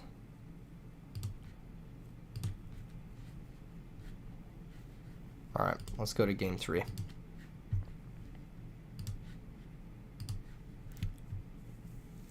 Shouldn't Colossal have just died to RDA and M phase? Oh, you're right, Ryan. I missed that completely. I think I was too tilted. Yeah, Colossal definitely should have died to RDA in the M phase. I missed that completely. We're still dead to Mirror Force, right? Because we banished the RDA and then we have to attack the Kaiku. And we died to Mirror Force. I guess we could switch the token to defense, though. So we have a game. We'll see what his back row were. Yeah, there was a road. Okay. Yeah, the road makes sense. Because he didn't make Stardust. I want to see what his other back row was. It was a D prison. Did this D prison get activated? No, it didn't. Okay, it was just D prison. Yeah. I knew the DD Crow and the Kaiku thing would be awkward. I even mentioned it in game 2. Damn, he fucking top decked Rekindling. Dude, these Lucker noobs are insane. That's crazy. No, I'm just kidding. He's not a noob. He's a cool guy. But he sacked me, so he's a Lucker noob. You know what I mean? You guys know what I'm talking about? Like, someone could be, like, literally the best duelist. Like, could be literally Joshua Schmidt, right? But if he sacks you, he's a Lucker noob. You know? You know why we lost? Actually, it's because we have 14 cards on our sideboard. I gotta run go use the restroom real quick. I'm gonna go ahead and put a text thing up that says that. Oh yeah, don't forget to subscribe while you're here. Don't forget to subscribe if you haven't already. And like the stream while you're here. BRB restroom. Okay. Let me know in the chat what the 15th sideboard card should be. I'll be right back, folks.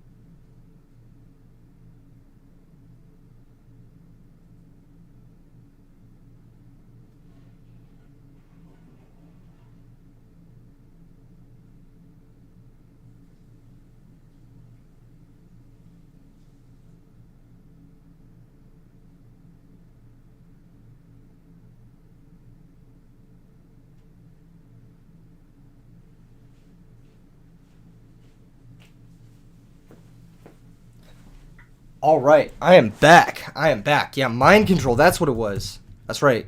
Kalinda, you mentioned that. That's a fire tech. All right, we'll slap mind control in there. I'm back. Hold up, I gotta change the text. I'm back. Exclamation marks. No, I'm kidding.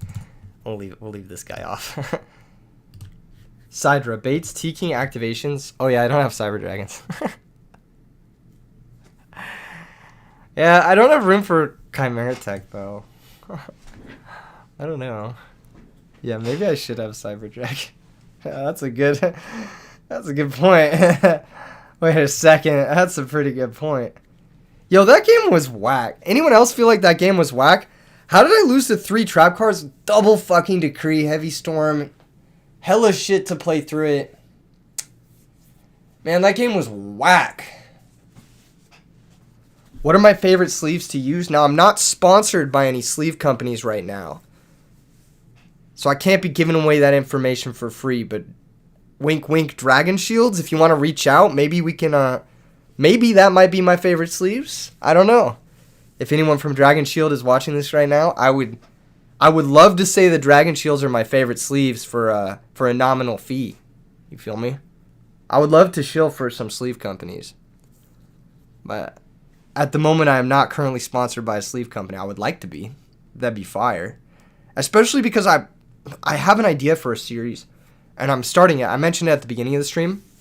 But basically what I'm going to do is I'm going to start building Edison decks that are all one rarity. Like, Edison decks with, like, extreme limitations. Like, build an Edison deck, but I only have this much money or something like that. And I just want to build a bunch of decks. But I need sleeves to put these decks in, and I need a sleeve company to sponsor those videos. I feel like it'd be a perfect fit, so I don't know. If anyone knows anyone from Dragon Shield or has a contact from Dragon Shield who's watching this, I would love to work with them. Specifically them. But I'd be happy to work with any sleeve company. Just would probably prefer to work with Dragon Shields for reasons left undisclosed. Alright, this deck was fun. Now, how else can we break Destiny Hero Plasma? What's another way we can summon this guy? There's got to be another deck that can summon this guy. Is there another deck that can summon this guy? Is he worth exploring? Who knows? I feel like we kind of just got sacked. I feel like we should just run it back. I feel like we could just try it again. I want to change one or two things. I wanted to get the fuck out of here with DD Crow. DD Warrior Lady. That's what's up. I feel like it's a DD Warrior Lady meta. And then, yeah. I don't know if we're Kaiku the Ghost Destroyer. I don't know if that's us. Gotta do frogs with Obelisk. Yeah, so the issue with frogs is, like, it's actually really hard for them to put up tributes number 2 and 3 in this format. Because you don't have Ronin Totem. So, like, you get back Treeborn, that's one tribute. Where are the other 2 tributes coming from? For Obelisk or for Plasma. Even a 2 tribute monster, you have to work for it in Frogs. You have to, like, bring back Treeborn and then have a water and a swap. So it's like 3 cards just to summon a 2 tribute monster. Obelisk is easy to out. Yeah, so everybody and their mom's playing DD Warrior Lady. So, yeah, it's not really good right now. But, you know, sometimes you just get people with it. It's one of those, like, could be good, could be bad kind of cards. I want to side this guy. I want to play this card. It's not good, but I feel like it would have been good in that last match. Mirror Force beats Obelisk. Does it? Yeah, it does. I'm pretty sure it does, yeah.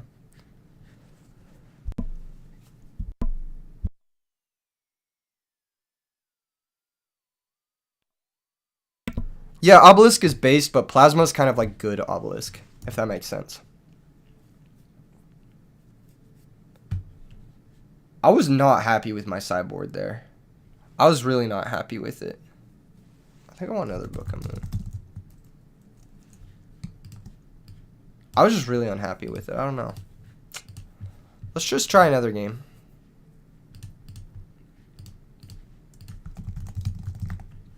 Can Sky Blaster tokens be tributed? Yeah, they can, yeah. So if you have like Treeborn Sky Blaster, that's four bodies for Plasma. You could do that. What do we pick in chat? Rock, paper, or scissors? First one to say it, I'm picking it. First one to say it. I'm picking whatever the first one to say is. Rock, paper, scissors. Rock? Okay, we're picking rock. Alright, it was a draw. First one to say it. First one to say it. What am I picking? What am I picking? Scissors? Alright. You suck at rock, paper, scissors, chat. Come on, man. Step up your game, guys. Step up your game. Step up your game. Dude, how come our test hands were like fucking crazy and my hands in game are like mid as fuck? What is going on, man? Upstart Goldsark? The fuck is this? Lightsworn? Dragons? No. Dude, no. You're not playing Upstart Goblin in the deck that needs to have the 3 copies of the thing in the deck. You're not playing it in... You're not. I don't believe it. I don't believe it. That's a weird pair of cards to search for. I'm going to be real with you. It's a weird pair of cards. Pitch Tuning Wear, Special Quick Draw. Here comes the Debris Dragon. But why are you doing this now? I guess. Are you just going to 0 cards turn 1? Are we facing off against the fabled 0 cards turn 1? Yo. Wait, what? This is crazy.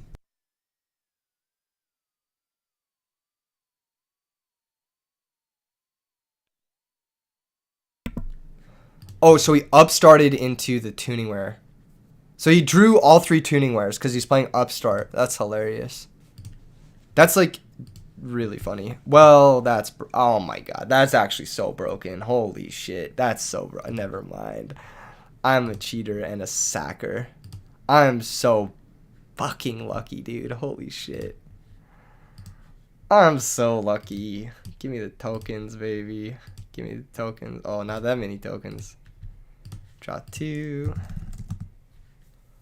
Woo, that's so good. That's so good.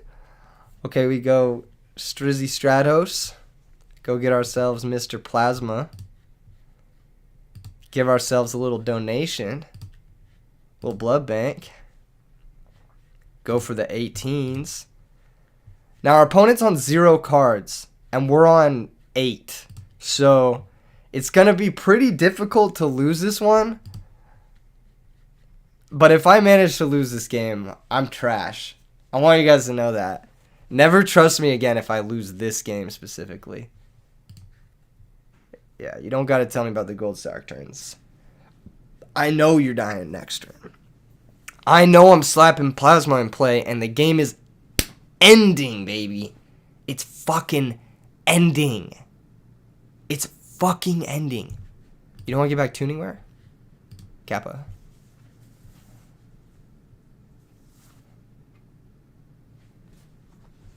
This game is over, brother. It's over. It's over. Give up. Okay.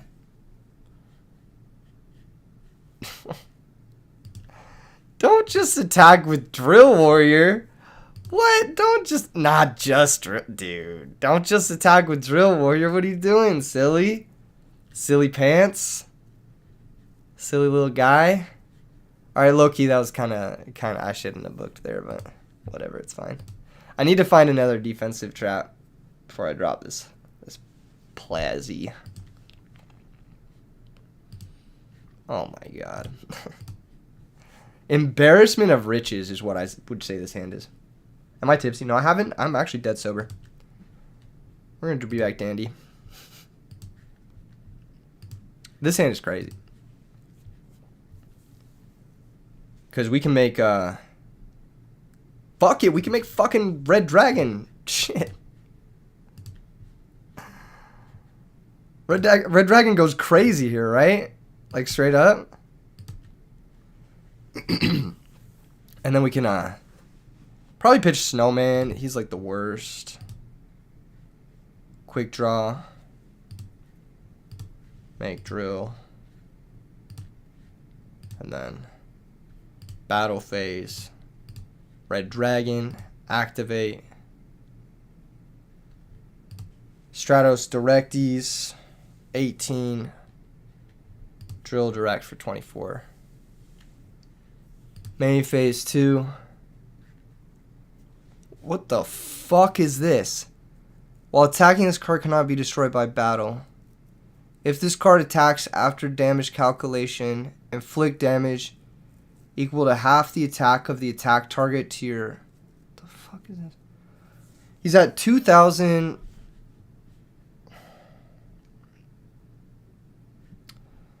Dog, I think we just fucking pitch hamster. And then we just summon plasma.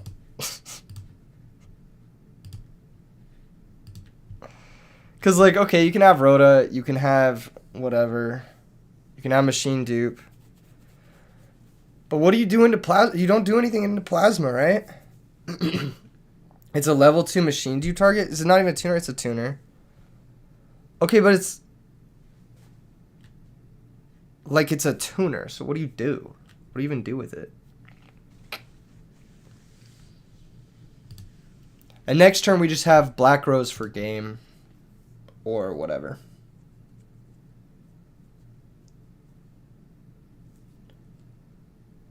Double drill for a game, maybe. I don't know. We'll figure it out. He's basically forced. He has to quick draw plus 1 star. If he even has a 1 star. Pitch Dupe Frog. That's hilarious. Why is that in your deck? Or summon Substitute. Okay. How does Substitute work with this guy? Can they sack the Substitute and get a Treeborn? Can they do that? Negate the effects while facing monsters while your opponent controls them. Yeah, he could have grabbed a Treeborn there. That was a bit of a misplay on his part.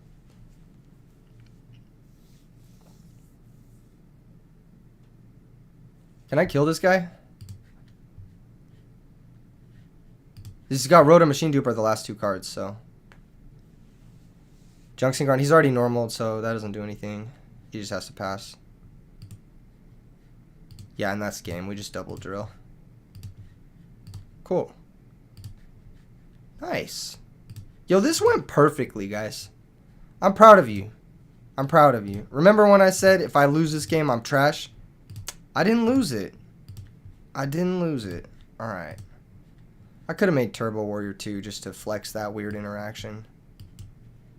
But this is more fun. Cool. We got game 1. Now against these decks, obviously Vanity Stream is fucking crazy. DD Crow kind of goes crazy, low-key. We don't need Decree. We don't really need Heavy Storm. They don't really play that many back row. I can side out Space Typhoon too. And then, yeah, Dust Shoot's pretty good. Yeah, we could have like Dust Shoot. Book is pretty good. Because it stops stupid Drill Warrior. But we already got 2 books, right? What's bad here? I feel like we're going to be not Snowman Eatering so much. Maybe we are. I don't know. Maybe we need it for Miracle. Bottomless? Bottomless could be okay. We're going second, so it's like not amazing, but it could be okay.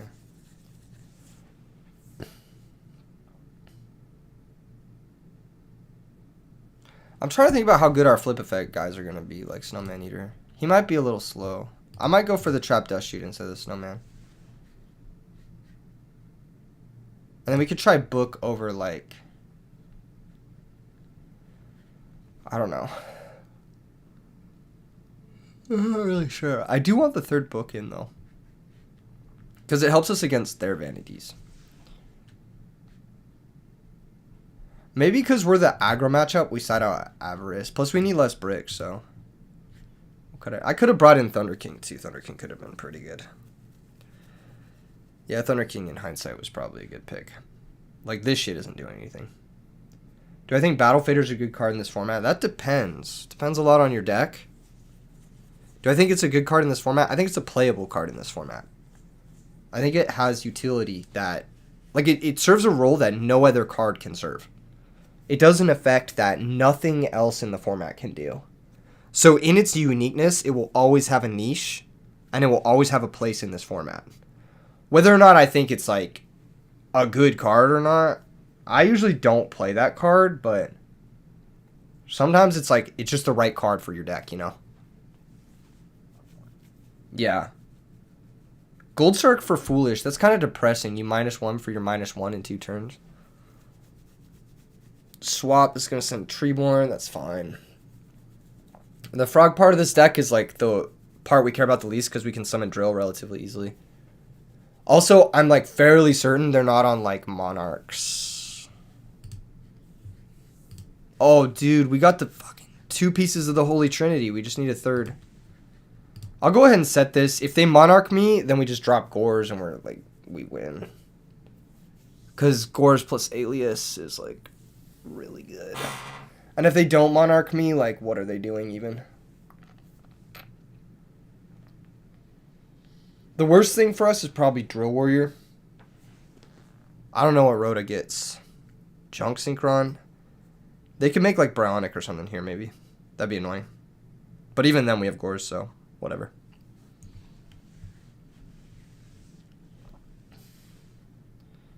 We did open our 2 pieces of the Trinity. Most powerful cards in Edison format to have in your opening hand. Damn, dude, I still can't even get over this 1-for-1. This shit looks crazy. I want to get one of these. That's so much. $63, bro. What the fuck? That shit is nuts. Okay, we're just set, gang. I respect it. Next turn, we're getting Foolish, so that's cool, too. We'll flip our Hamster, activate. I wonder if he's got Torrential down there. Either way, it's best to attack the Treeborn and just set Sangan. So this way they can't bring back Treeborn without like using a monster effect on it or whatever. And if it is Torrential, then they're Torrentialing a Sangan, which is cool. Now they've got options, like they've got a lot of play. They get Foolish Burial this turn, they've got Junk Synchron. They can maybe even like Black Rose us or something. But if they Black Rose us, they're spending at least 2-3 cards to do it, and we're just like getting a Sangan Search, and then we're just up like 6 cards to 4. And we have Gores, and it's like we're never losing, and our Avarice is almost live, and there's a Titanial in our hand. Okay, I'm gonna be real with you guys. Our hand's pretty bad. It's got some bad cards in it, but that being said, maybe we can make some shit happen here. Maybe. Why does it look warped? It's probably just the photo, the way the photo shot, but it could also be warped. The Collector's Rares warp in a weird way. It's like kind of half warped. It's like annoying. Okay, here comes the Foolish. We knew about this. It's going to send Tuning Wear. Ooh, yeah, this is a big turn from them. This is a big turn from them. They can have a big machine duplication moment. But that's fine. Like, whatever. Even if they duplicate here and draw 3 new cards, they're only drawing up to 6. Which just puts them at exactly where we are. More or less. Collector's Rares warp the same way Reverse Hollows warp in Pokemon. Yeah, it's like kind of weird. It's like not the way you'd expect. Like the text box doesn't warp as much because there's no foiling on it, but the top part of the card warps. It's like kind of weird. It's like it warps differently on the bottom and top half. Okay, so this is a level 5 synchro. They get to draw 2 cards. They drop to 6. Now, this is not a bad play, like, at all. It's not a bad play. But their deck doesn't draw into that many cards that we really care about. Like, he's clearing the Hamster. That's fine. We want that in the grave. On our turn, we're just flipping Raikou, popping their shit, Tribute Summoning Titanial, going from there. Ooh, that's really good, too. All right. So, yeah. You know what? We actually have a better play. Let's pop the back row. One time for the fans, we're not going to mill Plasma. Nice, we hit Dandy, which is fucking phenomenal. Such a good hit here. And now we're able to go Stratos for Plasma, activate. This is crushing. This is crushing. This is kind of why I wanted to play the Plasma card. It's just so fantastic here. Now, we'll be able to sack, and we'll sack a token. I'll leave the Stratos in play. We'll go Plasma, activate Sangan. Sangan, go get Quick Draw. This is disgusting. Why would you set Trunade? Because he probably also has Heavy. Activate Plasma, take the Ally of Justice. Why'd they keep it in? I don't know. They saw Book of Moon game 1. Maybe he wants to put his equipped monster back in his hand, Kappa. Alright, so we go Quick Draw. Activate, pitch Treeborn, Synchro Time, Boom, boom. Drill warrior, drizzy drill. Have I normaled? I did, right?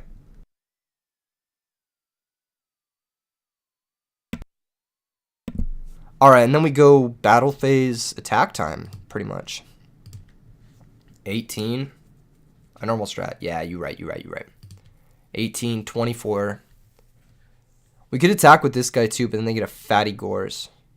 How much is this guy? He's 11, but he's 3,000. We don't even need to attack with him. But I'm going to. Fuck it. I'm going to. Main phase 2. That way we can't get brain controlled. I'm going to go drill warrior, pitch titanial, banish, and then I'm going to avarice. I'm going to target titanial, vanity. Okay, I'll just do it. Titanial, vanity, quick draw, Ryko, and Sega. Draw 2. 1 for 1. We haven't used Cyber Valley yet, have we? That'll be good for next turn. I'll set the dust shoot and pass. This is insane. I sacked the shit out of this guy.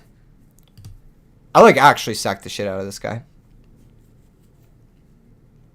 Yeah, Plasma would negate the Gorge token anyway.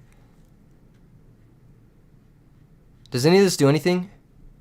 No, none of this does anything. He can keep it all, shit. But we'll take Swap Frog.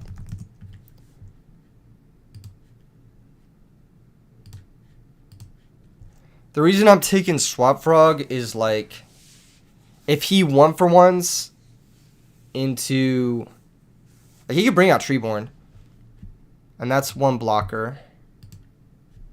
He could 1-for-1 into Fishborg, but I don't think he can ladder into 8. Yeah, I don't think this does anything. I think he's just dead on board, low key. Because we got Drill coming back, and Drill just attacks directly, and that's that. Set monster, double summon, set another monster. It looks fun. I think it looks okay. I think the frog stuff is really bad. Because, like, you activate these guys, and then you draw, and then you draw 6 frogs, like what happened to our opponent. So I don't really know. GG's. Yeah, Drill comes back, and then that's going to be that. I was crazy. Granted, let's be real. Our opponent's deck, not the best. Not the best, but we got to actually execute our strategy. And he wasn't playing, like, fucking Fossil Dyna Kaiku Thunder King, so there's that. Yeah. What do you guys think of this deck? Do you guys think this deck is good? Like, would you take this to a tournament? It looks kind of good. When you draw the broken spells, like, it looks kind of good. I don't know. What do you guys think? I want to know your opinion on this bad boy. You think the 1-of Snowman is too much? Yeah, I mean, it's another Water for Miracle. I think realistically you should probably cut the Snowman, cut the Miracle, and play 2 better cards.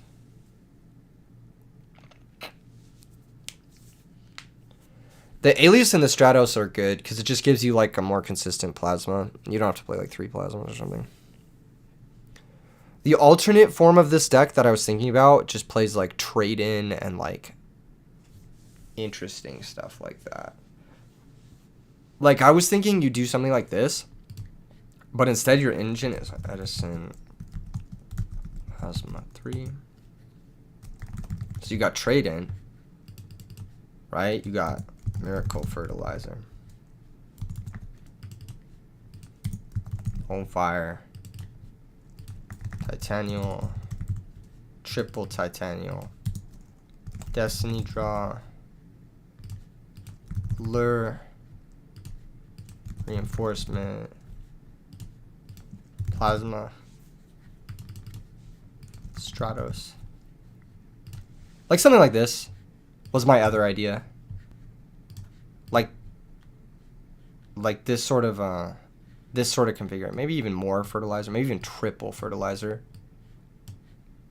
And in this list you could play upstarts too, because your damage output is massive. It's massively increased. So you'd play like upstart,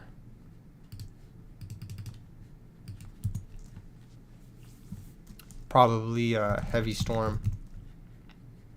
Giant Trinade. Dandelion. Future Fusion. Foolish Burial. You could also play Mali in this because you have Destiny Draw. So you play double Mali and then you could play 1-for-1 with the Cyber Valley. And this list is fire because you turbo out Titanial Plasma and Titanial Plasma. When you guys think Plasma alone is scary, almost all of the shit that outs Plasma targets it. The only exception is like Mirror Force Torrential, which of course you'd be on Royal Decree in a list like this. Like you'd just be turboing out your Decree stuff. But like the only other shit like Brain Control, Enemy Controller, Book of Moon, all that stuff, Titanial stops it. You could play Plasma with Black Garden. It's just too much work. Your opponent has to summon like 2 monsters. Why not add return? What am I returning here? What's getting banished? What am I featuring for? Gaia, you send Stratos and Dandelion. Or you play Alias. Or whatever. You play like a 1-of hero. So you could send that and Dandelion. But you're basically using it to send Dandelion. And the rest of this deck would be like whatever. But this is the general concept of this. You could also even play Diamond Dude because he's cool. And you have 1,000,000 normal spells. Take advantage of it. Play Brain Control. Like, this deck looks fun. I'd play this. You'd have to play Debris Dragon too, though. Hold up.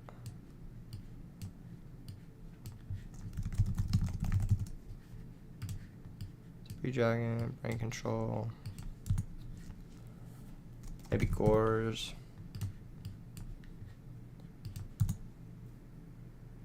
Do you just draw 2 if Diamond Dude reveals trade-in? Yes. So Diamond Dude is sick because you just get the effect of the card. You don't have to pay the cost.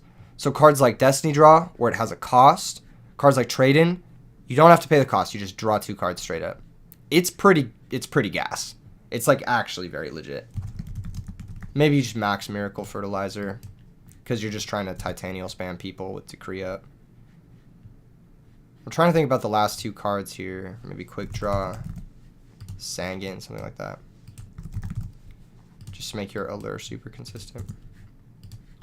Let's see how this draws. This looks cool. Spore's not legal, so can't play that guy. That's in a very broken set. Is the Upstart Heal cost? No. So one way you can decide for cost is if it's before a semicolon like this. Discard 1 level A monster. That's your cost. Draw 2 cards. Upstart Goblin says draw 1 card, then your opponent gains 1,000. That's all the effect of the card. Because it's not like your opponent gains 1,000 life points and then whatever, draw 1 card or whatever. It's not worded that way. Okay, Titanial off the top one time.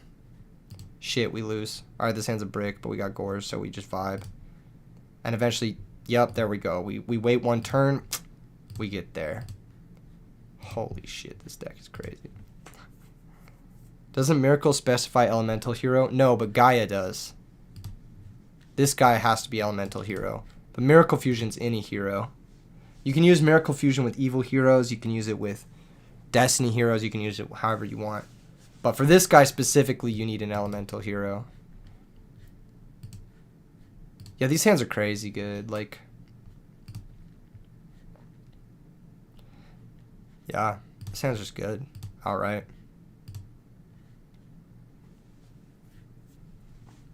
Just make Titanial, dude. Oh, wait, no, not yet. We don't make it yet.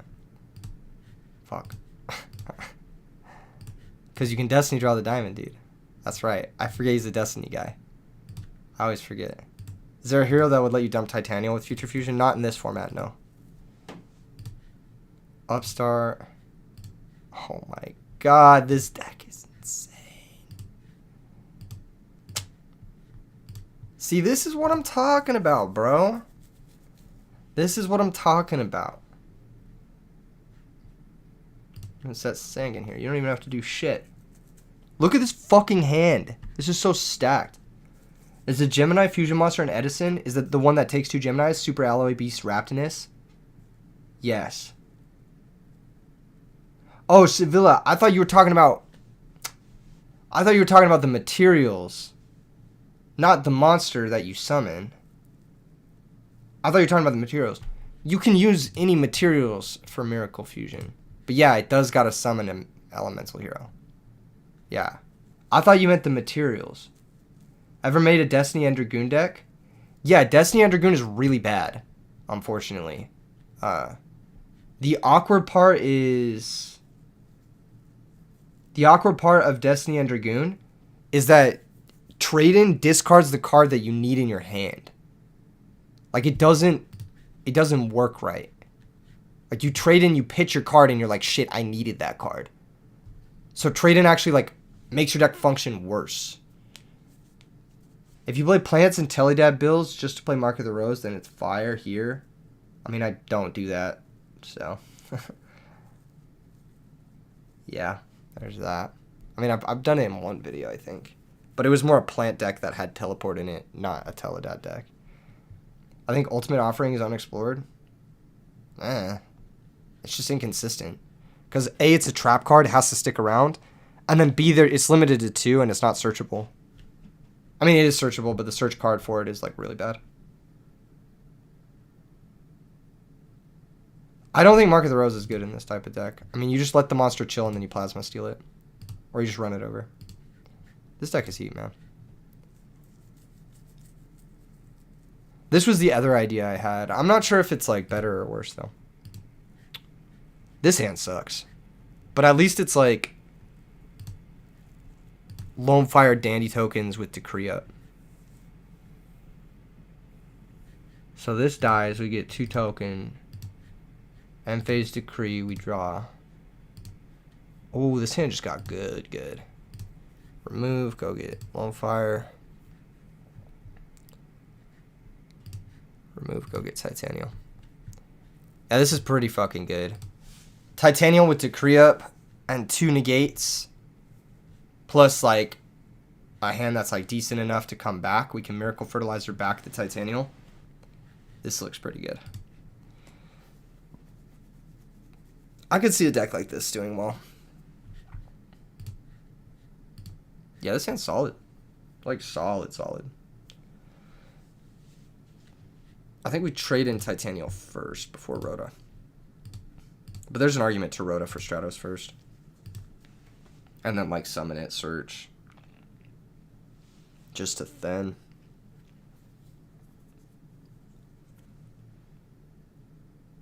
I don't know. Cool deck, though. What do you guys think of this one? You think it's kind of cool, or you think it's like all in? It's too all in.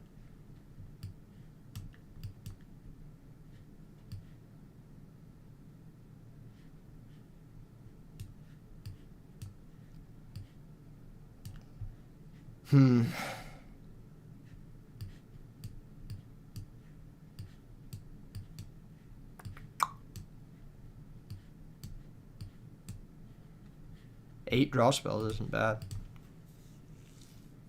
There's technically 4 negates because you go search Danny off a Lone Fire. I can't use Lone Fire more than once, so from that board you'd have to survive a turn and then still have a Lone Fire left over.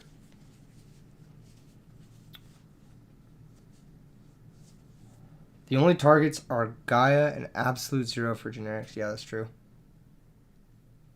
You tribute the Dandy to negate. What are you talking about? What do you mean? If my Dandy dies, and then I summon the Lone Fire, I sack a token, I get the second Lone Fire. I sack the other token, I get Titanial. I don't have a Dandy in play. Does that make sense? We're gonna hold up. I'll pull it up.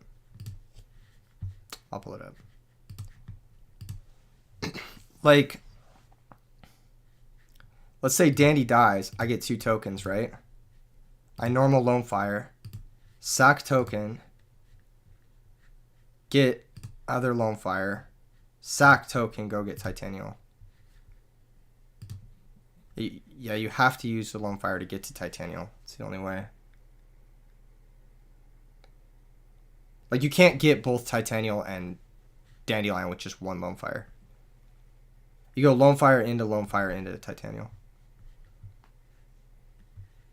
Yeah. If Lone Fire was like Substitute, where it like wasn't once per turn, then yeah, you could end on like 50 million negates with Titanium. But because it's once per turn, even though it's soft once per turn, you can only end on this. No, because Miracle Fertilizer you can't activate in the same turn that you normal summon. It says you can't. What does it say? You cannot normal summon set during the turn you special summon with this effect. So no, you can't. You can't do it. Yeah. Unfortunately, it would be tight though. It would be tight. Hey, shout out to everyone who's hanging out with me tonight. You guys are awesome. I really appreciate you guys on the late night stream helping me try and play these new cards, play these new decks. It's really cool of you guys. Really appreciate that. It's a real deck that you love. Hey, Wolf, I'll fight you IRL, brother. I'll fight you IRL. You've been doing pretty bad in the game lately. You're either committing too much or being way too passive. Feel like you're afraid of making the plays I make. I'm thinking of every counter existence.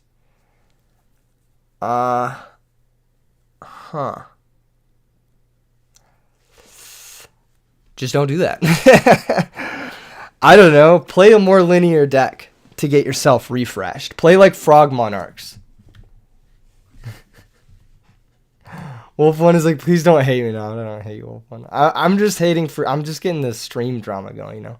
Super Solar Nutrient is legal, but it's dog shit terrible. You're my dog too, Gores. Over here in Europe, enjoying Edison with your breakfast. Shout out all the EU viewers. You guys are real ones.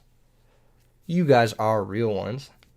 Is Evil Thorn legal? It is legal, but it is not good.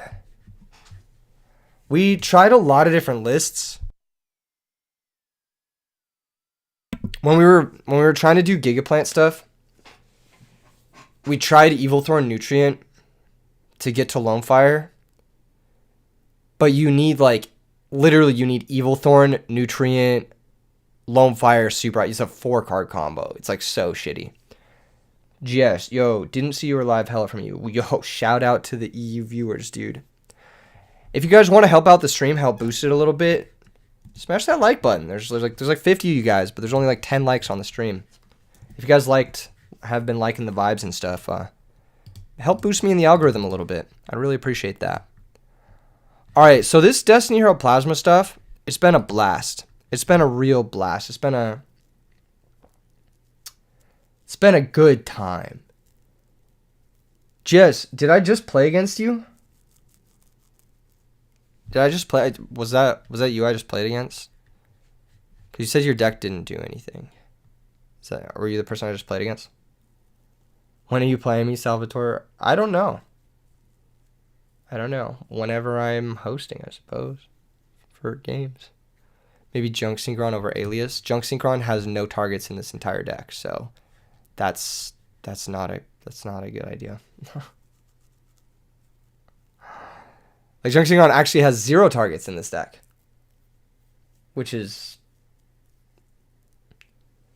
no. Dandy has 3 stars.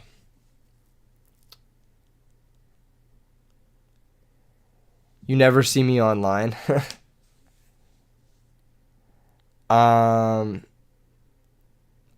That's crazy actually. You know why that's crazy?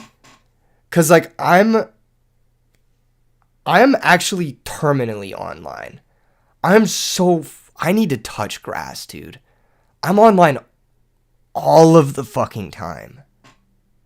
I'm online like maybe 8 to 10 hours a day. And also, it's like different schedules every single day. So the fact that you never see me online is crazy. Why touch grass when you can touch Edison cardboard? Great fucking point. Maybe because I'm single and depressed and lonely. No, I'm just kidding. I'm not depressed. But I am single and lonely. Shout out all my single viewers. What happened to the Cyberdark deck? Dude, that deck was heat, low-key. That deck kind of hit. I never went back to it, though. There's a lot of decks I just never went back to. I don't know. You guys understand? I've made 440. This is my 441st Edison video. I've played so many fucking different decks on this channel. It's kind of crazy. 441st video. I was gonna do something to like celebrate for my 420th video, but I didn't remember. And then I checked and it was like I was on like 430 and I was like, damn. I forgot. That's crazy. It's kind of crazy to think. It's been a wild ride, everybody. It's been a wild ride. What else are we doing today on stream? What else have we got?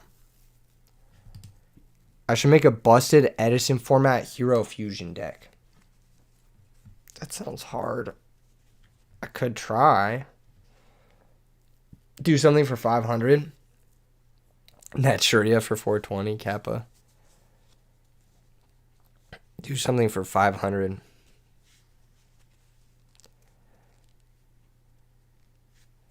Hey, if your 6-year relationship sucked, then I'm happy for you, man. I'm happy you're feeling good. For me personally, I've been in the dating field for a little bit too long right now. I did have a long-term relationship. I had one long-term relationship where I was with a girl for 7 years, and it obviously didn't work out. And low-key, that sucked. That sucked ass, and it was for the best, but that sucked. But I'm happy that you're in a good spot after 6 years. Thespi. Or however you pronounce TH3. What off meta do you play that's good and fun? That's a good question. What off meta decks do I play that are good and fun? I was trying out this deck that was like pre-Monarchs. I forget if it's on this account or the other account. I think it's on this account. Oh, it's like... Where is it? Here it is. Is it this? No, it's not this. Hold up. Hold, everybody. Hold, everybody. I think it's just this. Yeah, I was trying this out. Yo, appreciate that, Wolf One. You a real one.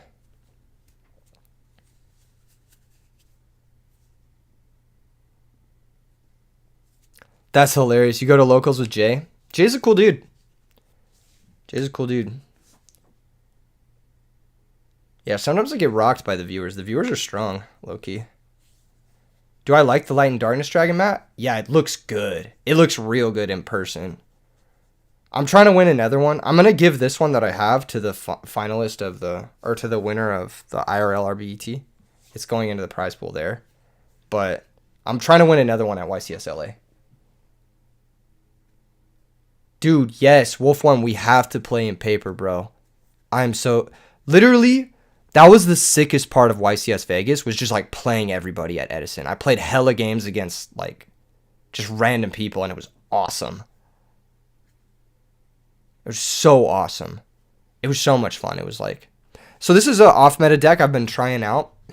It's, like, a Monarch anti-meta. I'm talking to a couple other people about doing more IRL RBTs. It's a lot to put together, so don't worry. I'll try to do more for you guys. I know 60 people is a low cap. I just wanted to like feel it out because I legit didn't know. I didn't know if we would like sell out 60 people. I legit didn't know. I was like, plus I like the people at the store and I like the people that I'm throwing the tournament with, Totogon and Lee. I love those guys. They're super great. So, this is going to be our first like test run for the RBT, but I definitely want to do more of them, and I definitely want to do bigger ones. I feel like 60 people, I understand it's like it's not a huge tournament by any means, but it's kind of my test run. I've never thrown an IRL tournament before. Shit, I hadn't even been to a YCS since Pasadena, or before Pasadena. So like I don't know what like running a big tournament takes. Like it takes a lot of work, low key. Breaker's top secret technology. Breaker Compulse is really good against the meta. Like, Breaker, you can go, like, summon Breaker, pop back row, and then if they attack you with another monster, you can bounce either your Breaker or their monster.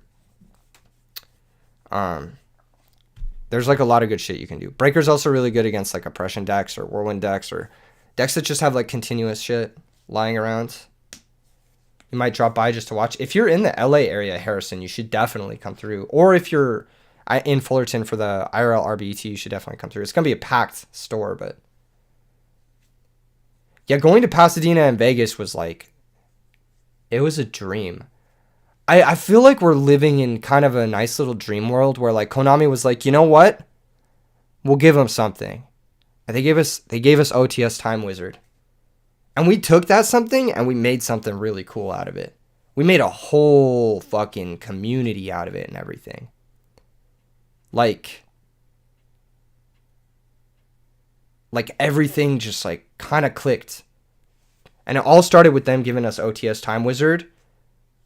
And then like me and James like shoving this channel like every single day. At least at the start. And then I was like, yo, I'm going to upload every single day for 2 years. Fuck it. I tried. I didn't get quite every single day last year. I got pretty close. I think last year I got like, it was like 75% of the days last year I got to upload. Which is pretty impressive, I think.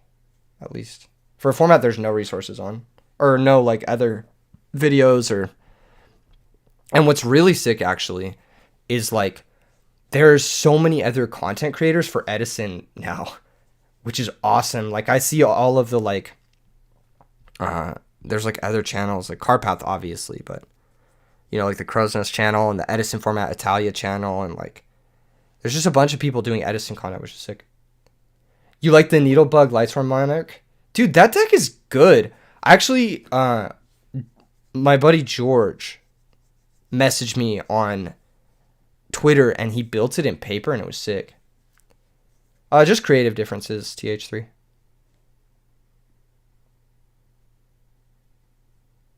Edison is all you watch. Legit, like, same. Like, I don't watch modern Yu-Gi-Oh content because I ain't gonna read one of those cards. I have to like pause the video every time a new card's on screen. That's so fucking stupid. I don't want to do that. I don't want to, like, that's like... And the game, like, Edison is so deep.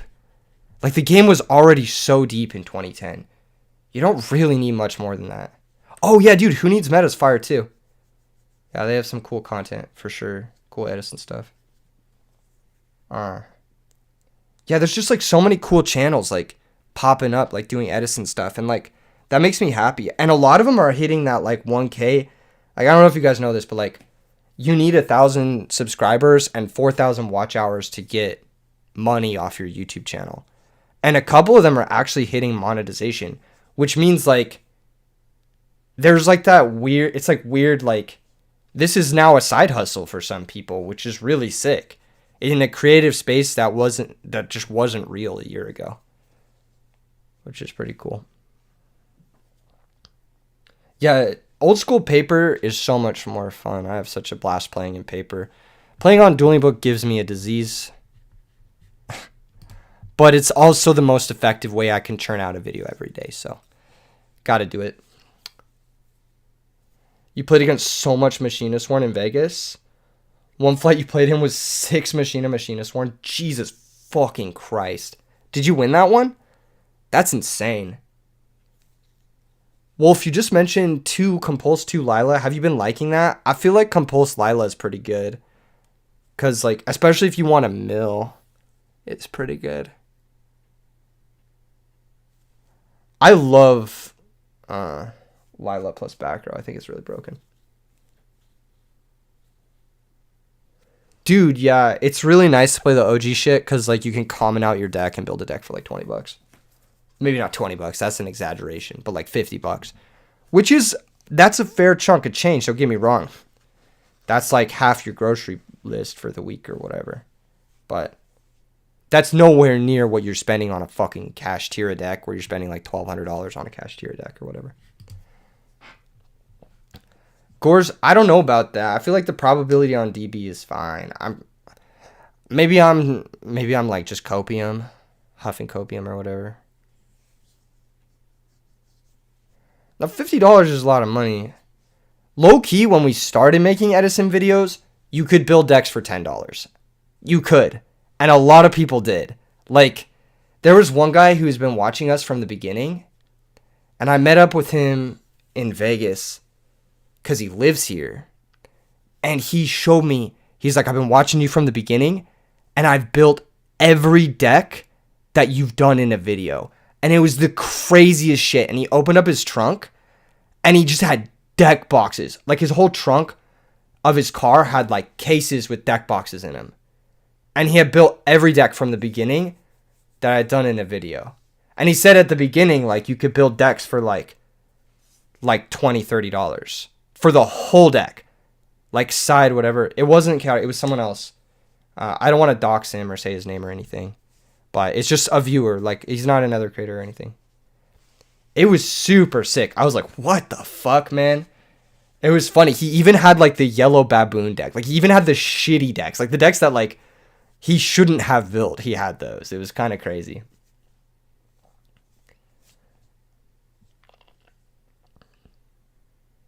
Dang, you won one that was all Blackwing, and you were playing the hybrid Blackwing and one Ancient Gear.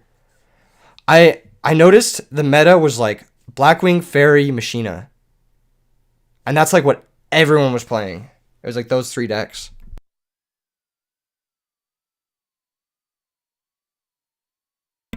Whoa, are you serious? Avenging Knight is €7 for a common? That's crazy. How much is it here? Does anyone know? TCG player. What are we searching for? Avenging Knight Parsheth. Dude, what? This shit is fucking $13? Fucking $17 for a common? Bruh. Luke Taylor, if you're asking me which one I like better, Kashtira or Branded, I love Branded. Branded is one of the most fun decks ever. Are you dead ass? Dude, the common is 17 and the secret rare is 20. Why the fuck would you ever buy the common? The fucking secret rare. Buyout, people who buy shit out are so dumb. Edison priced a spike during Terra format? Yeah, it did. Like, hella.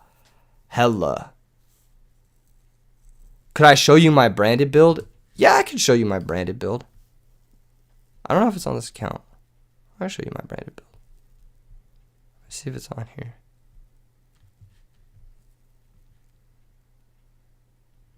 I could just type it out for you. Did Thunder Kings ever calm down? We can find the fuck out. Thunder King Ryo. Probably not. They're like 8s. That card's always been a chase card though. Like, even back then, like Thunder King was expensive. Let me throw up my branded list. Branded Bestial. Branded. I play Beast. I also play Regain.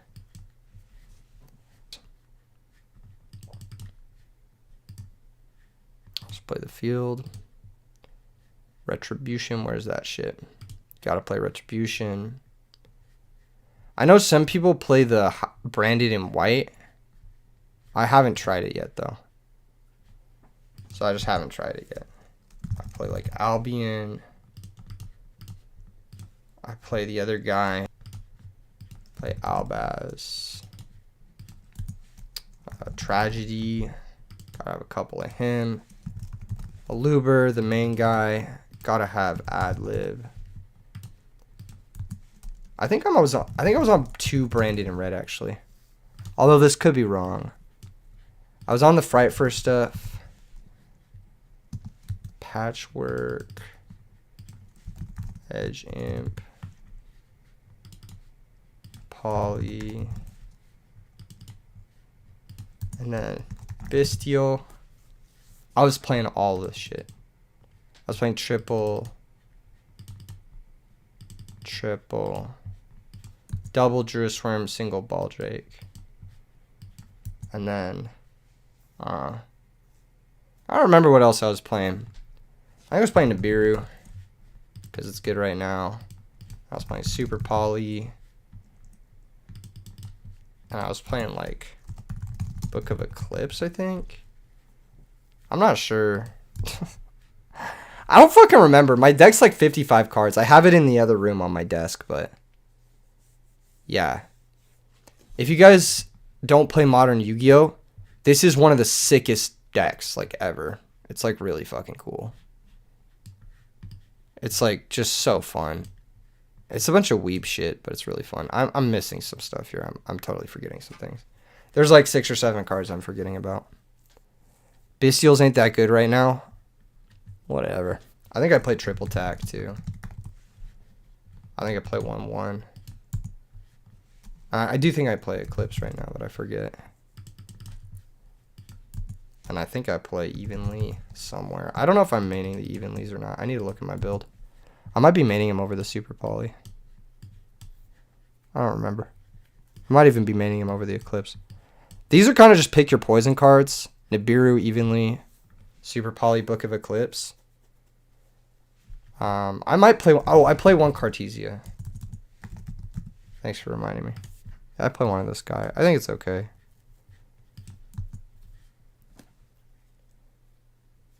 Do I like fusion deployment? I don't know what that shit does. I know it's popping off right now, but I just never read this card.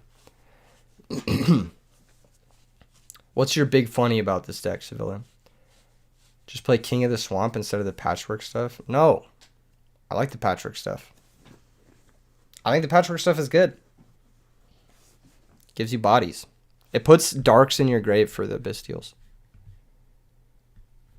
Condemned Witch? Yeah, the issue with Condemned Witch, though, is that it lone fires into Owlbear on your opponent's turn. And Droplet's not very good right now. But I've played the Condemned Witch build before. I actually really like it. Early Despia played triple Condemned, triple Droplet. And it was solid. It actually, like, topped a bunch of regionals, like, right when Despia first came out. Just because back then, like, tutoring Droplet was good and Droplet was just, like, the best card. Now Droplet sees 0 play and it's kind of a meme. Unfortunately. But yeah, Condemned Witch was hot back in the day. Back when like that play was like legit. You could probably pull it off somehow in this meta too, where you're just like you sit back on your nukes. Dark Magician and Dragoon's not bad either.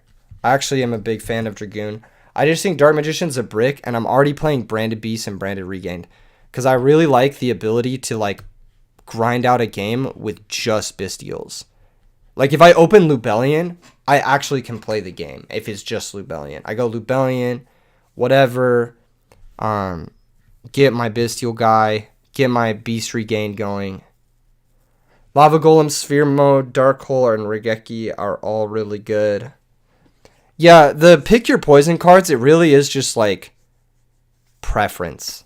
It literally doesn't matter. I think Nibiru is the best one, obviously, because you can fuse with it.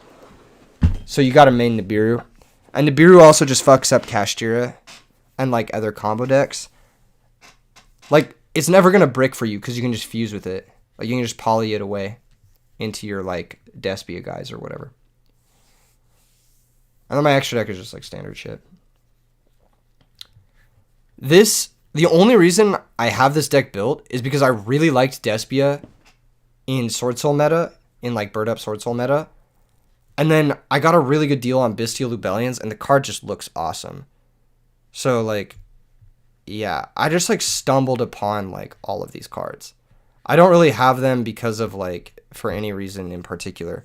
I just had the Despia stuff from before, and then, like, the Lubellions, I just like the way the card looks. And I picked them up at YCS Vegas for a really good price, so.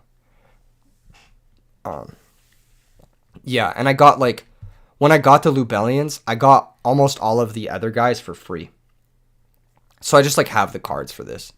And that's the reason I like the deck. But I actually really like Bestial Lubellion. Like, see, Branded Bestial is a cool deck. Let me show you my other Bestial deck. Hold it.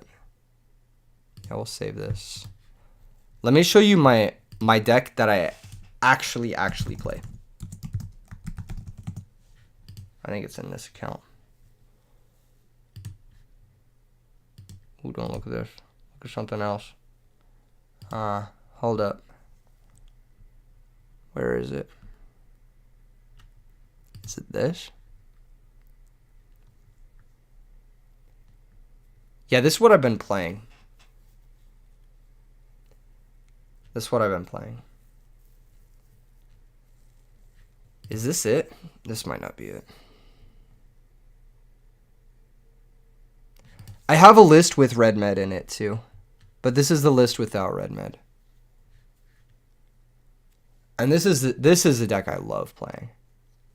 Like, this is, for me, like, probably my favorite deck right now.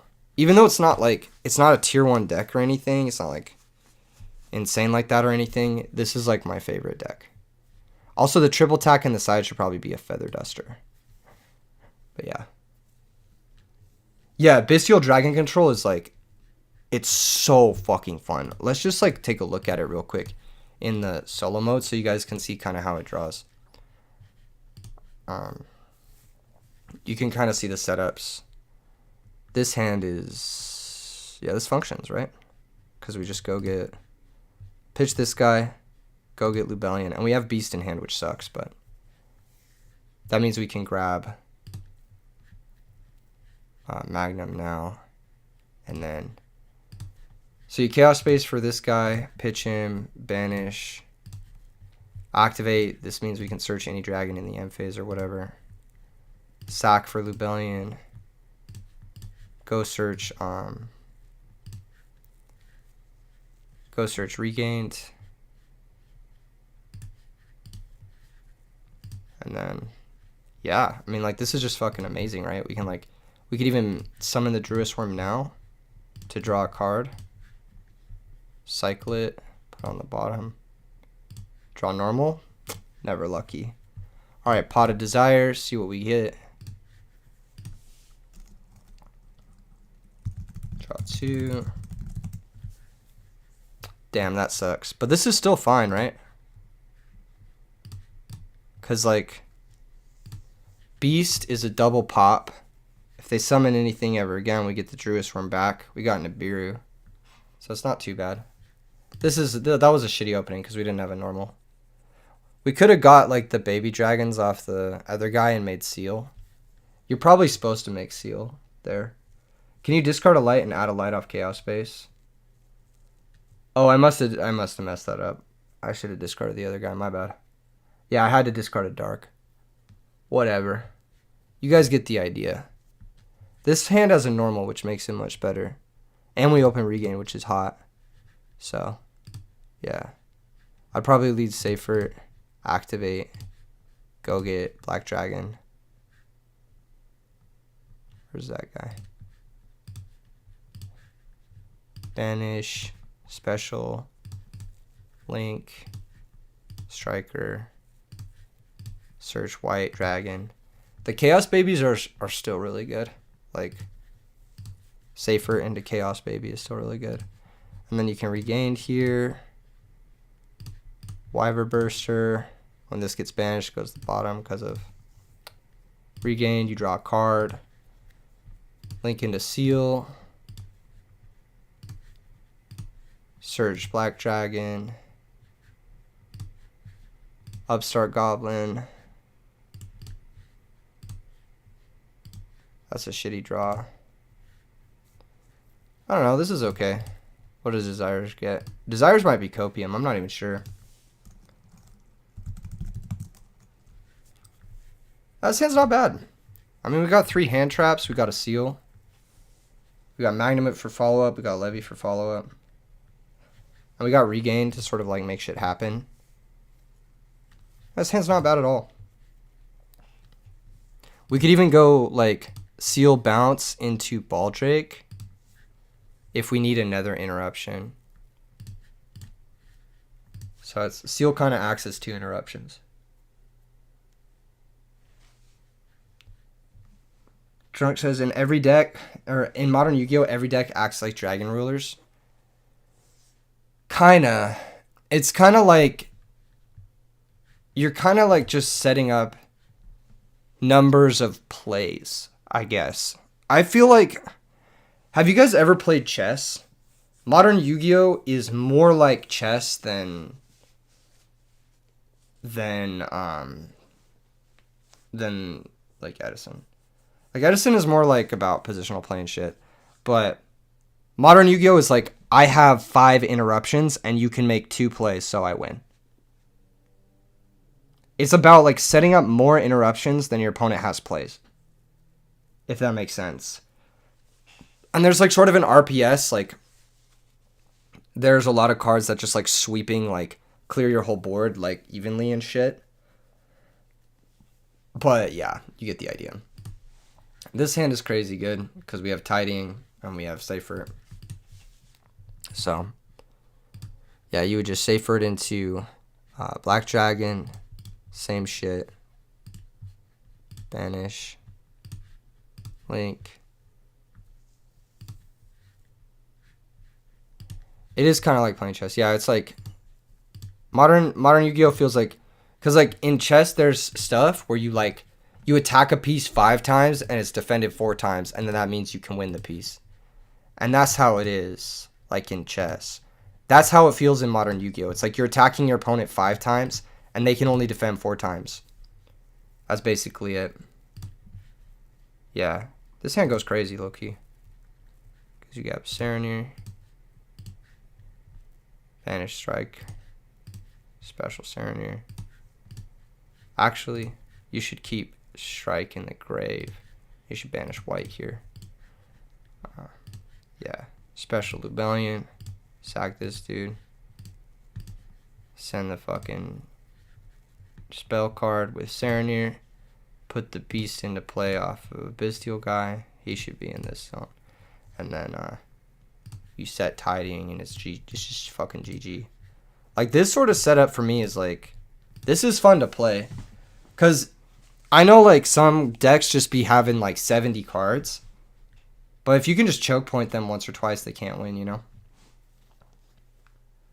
So like I got Seal here. I got Beast. So Seal's 1 bounce, Tiding's another bounce, Beast is a pop, and then I got Ash Blossom. And then if we get Druid Worm, it's another pop, or if we get Baldrake, it's another pop. So it's 5 interruptions, plus you have Branded Regain for follow-up. It's more like Bestial Control than Dragon Link. Exactly. You're only linking really to like ladder into Seal. That's it. And then in some matchups, you just make Black Soldier and they can't win, Blackluster Soldier. And then in some matchups, you make like Appaloosa. But you rarely ever make like any of your other Link dudes. And I don't think I've ever summoned any of this shit except for maybe this guy. Like the only one you make is Seal. I think in my other list, I have 3 Seals. Have I played any Kashtira decks? With this deck? No. But it's a deck I like. I think you need more breakers to do well against Kashtira. Nibiru is obviously very good. But, like, you would cut... Against, like... If I was going into a tournament right now, I'd probably cut Upstart. And I'd probably cut some of these other, like, cards that aren't very good against Cash. And I'd just slap a bunch of, like, fucking breakers in that are good against Cash. Like, Eclipse evenly, maybe. Something like that.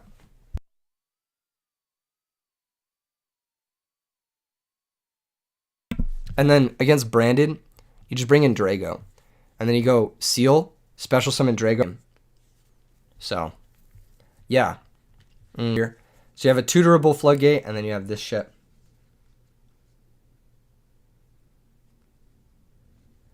Let's say in the last 3 to 5 years, which decks has been the one that made the game unplayable using other decks? I feel like the wackest decks... I know people really like Sprite, but I think that deck is fucking whack. Like, it's so boring. This deck is so boring. It's just like, it's kind of like the gadgets. It feels like gadgets of modern Yu-Gi-Oh! And the card art is like not that cool. It just looks like scribbles.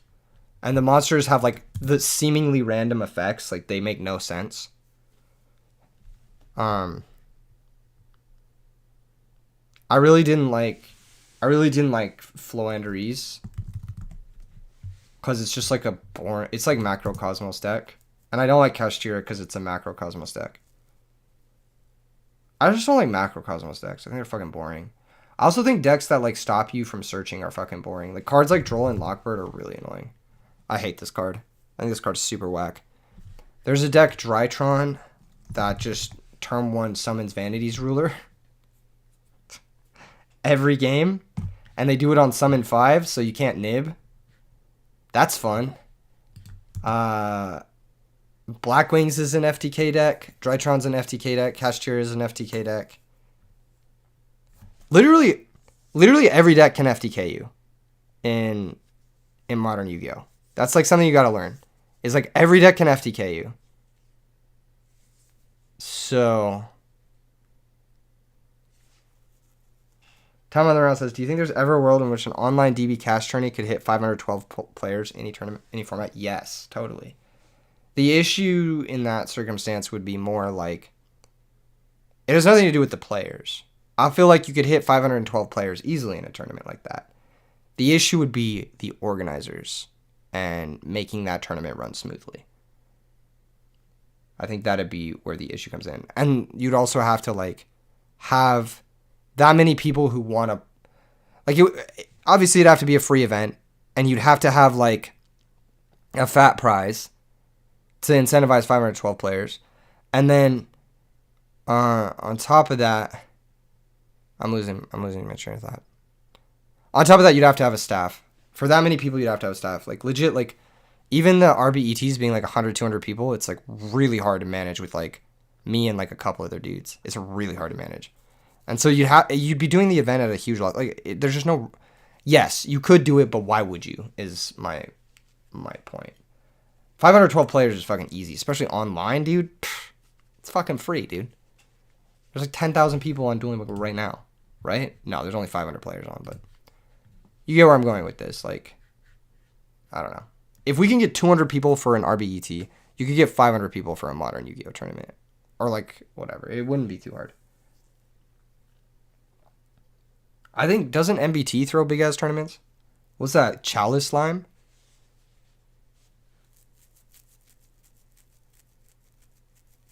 Tom on the Round says, what if entry was $15? You immediately lose everybody. Nobody wants to pay to play online. Literally nobody wants to pay to play online, especially on a platform as unreliable as Dueling Book. That's fucking crazy. I would never expect someone to pay money to play on Dueling Book. Dude, imagine. Like, even losing $15 on, like, fucking, like, a DB crash, I would lose my fucking shit. I would never play Yu-Gi-Oh! Ever again. It's so dumb. Yeah, no. I don't think you could do it. Dueling Book would have to be, like, Riot Games level good. You're saying 2K top 8? I literally had a tournament that was free entry with 2K top 8, and it didn't hit 500 people.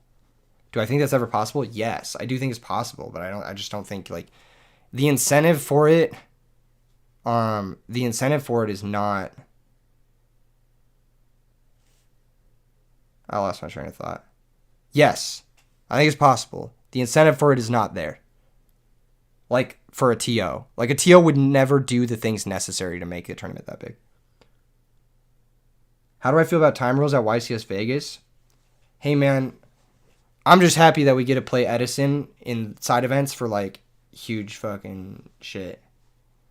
That mentality would get you laughed out of the fighting game community. I'm literally in the fighting game community. So I don't... What mentality? What are you talking about? And also, fighting games is different, man. It's, like, different. Like, I don't know how to say it. It's just different. Go to YCS London? I might be in London in, like, 4 months. Low-key. On the down low. I might be in London in, like, 4 months. I gotta get my passport sorted. Does anyone know what you gotta do to get a passport renewed? Because I gotta get my passport renewed before I can go international. But I might be in London. Yo, you guys want to hear some real shit right now? For the real heads who are here right now, let me pull up an Edison deck so the real guys can, like, y'all can see some real shit. Y'all want to hear some real shit? Okay. Appreciate that, drunk. I haven't seen... So, like, for those of you who don't know, I'm Iranian American. So I'm, like... most of my family lives in Iran. And I haven't seen my family in, like, 17, 18 years. legit. But one of my cousins got a student visa to London. So I might be able to go see one of my cousins for like the first time in like a decade and a half. Which is, I found that out like today. Which is crazy. I'm like really emotional about it actually. Because that'd be really sick. Like just being able to see my family again would be really cool. I fucking hate like foreign policy from America and all that shit. Because it's like legit like the difference between me seeing my family and me not seeing my family. It's just like, it's kind of hard to describe to people who don't, I don't know. I'm sure a lot of people understand it, but it's just so fucking stupid. Like, yeah, I don't know. What time is it in America? It's 2 a.m. right now. Yeah, I'm down to go to... I legit think I am going to London in 4 months. I just got to get my passport renewed. I don't know how to do it. I got to, like, figure it out. Everything in the U.S.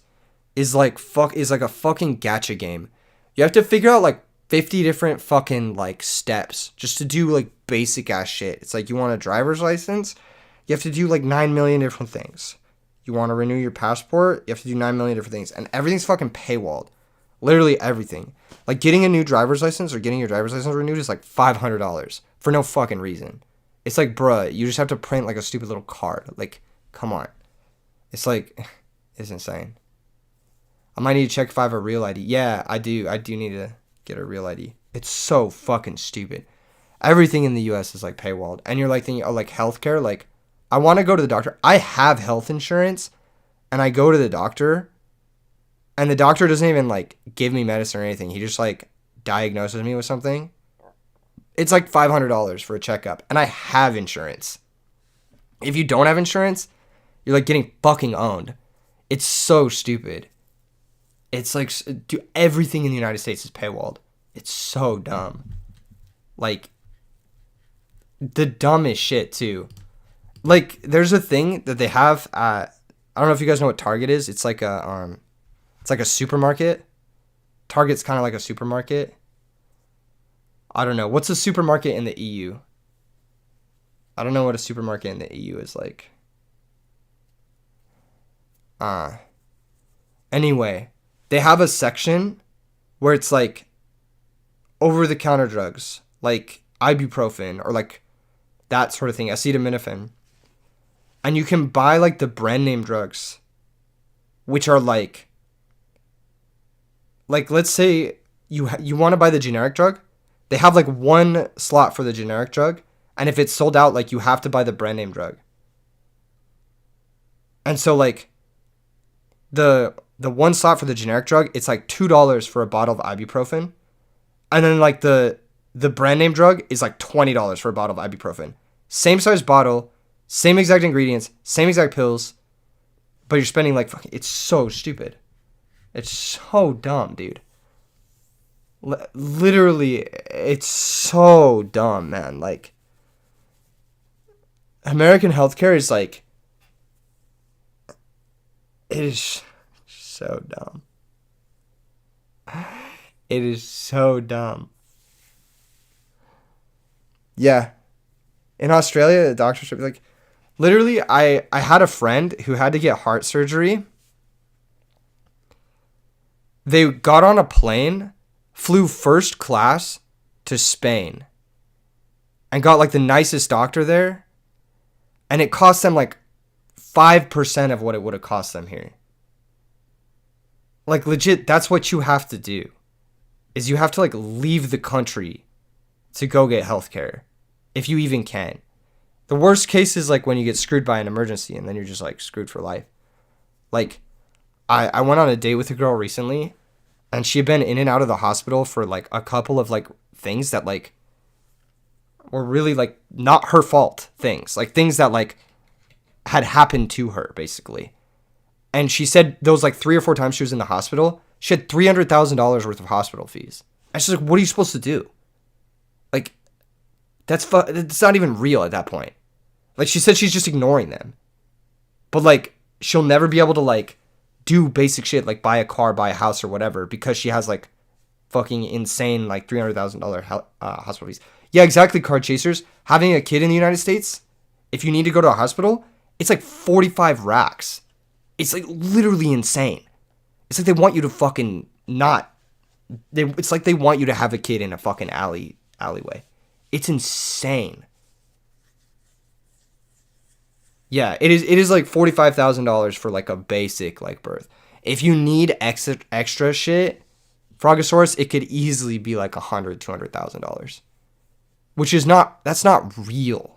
That's not real money. That's like, it's just so crazy. No, the United States is so fucked, man. Can you actually live without tens of thousands minimum debt in America? I don't know. I'm young right now, so like I don't have a lot of like health complications, but one thing that was really scary is I had COVID 3 weeks ago and I was sick. Like I couldn't stand.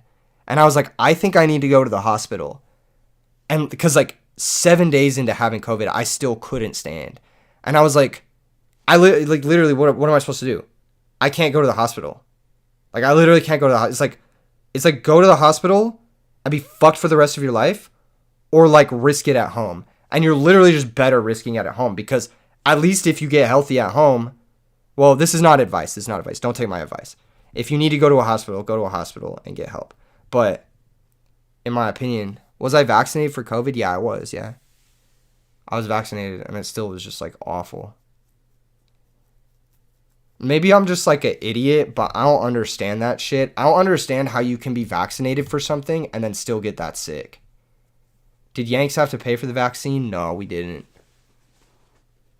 It was free. You just pulled up and got it. I don't understand how you can be vaccinated for something and then it can incapacitate you for essentially 3 weeks. Like I'm still like hella like exhausted from it and shit. Like it's been hard.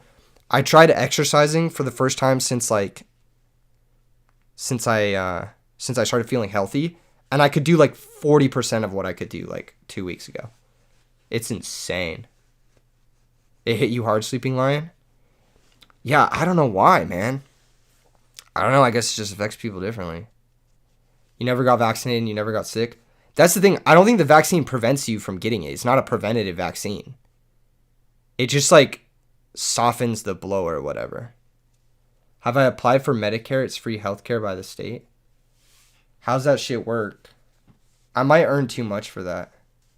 I'm not sure. How does Medicare work? I don't know. Dude, everything is like fucking gadget game. Have you seen that video where it's like American healthcare explained?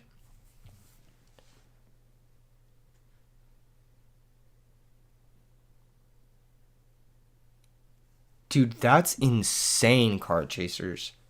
$450 plus $1,000 for one person. That's not real. That's not real, man. That's not real. Yeah, right now, let's talk about fucking open enrollment. This has just become a hate America stream. No cap. Open enrollment. Basically, you can't buy healthcare except for out of like 1 week in the year in America. So if you don't have healthcare, you have to wait until December because there's only 1 week in December where you can buy healthcare. Yeah. So you have to buy it in that 1 week. Also, you have to re-buy it every year. You can't just buy it and have it be like a Netflix subscription and have it renew. You have to re-up every year. And if you miss that 1 week, you lose your health insurance for a year. It is the dumbest fucking shit. It is so fucking stupid. And you have to go through this insane process just to buy it. It is so fucking stupid. Now there's like a workaround where you can like say like if you bought a house recently or some shit, you can get like an extension on it's just the dumbest shit. It's literally America is so fucking stupid, man. It's like the dumbest shit. It's like to the point where like if this stays bad, like, it would ruin this country. It would legit ruin this country. It will not be a first world country in a few years if it stays this bad. Do I think that part of the problem is that America's just so vast and so many people? No. I don't think that's part of the problem at all. I think the majority of people don't want this shit. But the way our system is set up, it's like Big Pharma runs the government because lobbying is legal. And what lobbying is it's basically legal bribery. So the pharmaceutical companies that are charging $1,000 a thing for penicillin or shit that doesn't even have a fucking whatever patent, the drug companies that are gouging, they just pay the government to not do anything about it because they're earning like billions and billions and billions of dollars and they can just afford to lobby for whatever the fuck they want. It's like it's so weird. It's like bribery is legal here. So unless you're a millionaire, you're just getting fucked. And to be fair, I think like 10% of Americans are millionaires. But like 90% of people are just getting fucked. More or less. It's so dumb.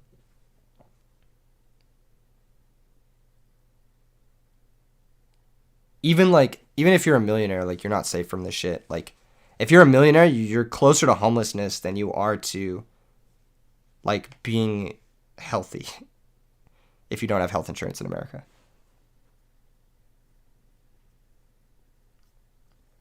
Yeah, right. Is there a better place to live than America? Do you guys like the places you live? This is something I wish I could talk to people about, but I don't got a lot of international friends, so what do you guys think? Do you guys like where you live? What's the sauce? What's the sauce on the rest of the world?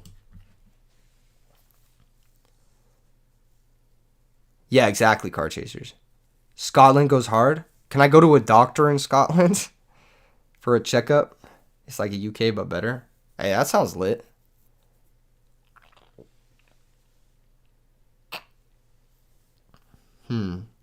Italy sounds fire. I heard Italy's food is banging. Yeah, I heard not London. UK politics is like shockingly worse than America's, or roughly the same. Is Canada fire? I ain't never been to Canada. Yeah, Sweden's tight. I've been to Sweden. Sweden's tight. I really liked Sweden when I was there. It's been a while, but I really liked it. Sweden was cool. It was just a cute place, you know? Happy St. David's Day. Is that a holiday somewhere? Is that a holiday in Scotland? You like living in Belgium? I liked Belgium too. I've been there. Belgium was cool. If you have clean water and food, it ain't that bad. That's true. But at the same time, like, it could be better. Like, we're living in a world where a robot can write a fucking Eminem rap. Why do I have to spend $450,000 on, like, a doctor's checkup? You know what I mean? Like, they just don't add up. To me, personally. I don't know. Greece is semi-okay health policy-wise. Yeah, Greece is... I've never been to Greece. I heard it's cool, though. You think Berlin is super ugly? Really? There are nice places in Berlin, but so many idiots. Why would they insult you? I don't understand that. I would, like, fucking throw hands if someone insulted me like that. If someone talked shit, like, if I was downtown or whatever, and I was, like, at Fremont Street or whatever, and someone started talking shit, I mean, like, we're fucking throwing hands. Portugal's probably your favorite place in the world? I heard good things about Portugal.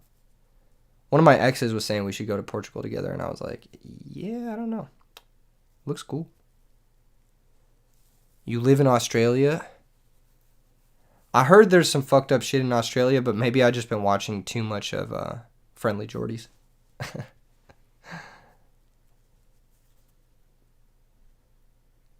Here in Belgium, it's $4 for a checkup. What? Are you dead ass? Dude, I haven't gotten a doctor's checkup in like fucking 13 years because it costs so much. This is insane. That's insane. It's $4. That's like an ultra rare Caius. Do they accept trades? Mostly. Oh yeah, in Berlin. You know what I like about Berlin is their music scene is fire. I'm big into music, so. And that's another thing I like about the UK too, is the music scene in the UK is pretty fire. But I don't know.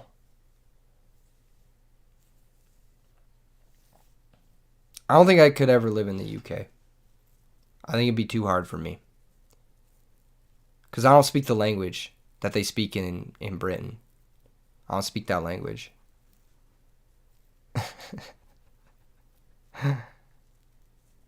What have I been listening to recently? The new Skrillex albums. I know it's like super mainstream, but like they're fucking amazing. They're really, really good. We were listening to them pretty much the entire time all the other YouTubers were here in Vegas. It's just what I've been listening to. I also been listening to Periphery 5. Their new shit is fucking nasty sick. Sick nasty, as some say. Yeah, dude, Skrillex is crazy. The records are crazy. They're crazy good. Periphery 5 is so hard, right? It's... Dude, they got... What is it? Nolly is his name? Ollie, what's his name? The mixing engineer is... Dude, he's insane. He's like actually so goated.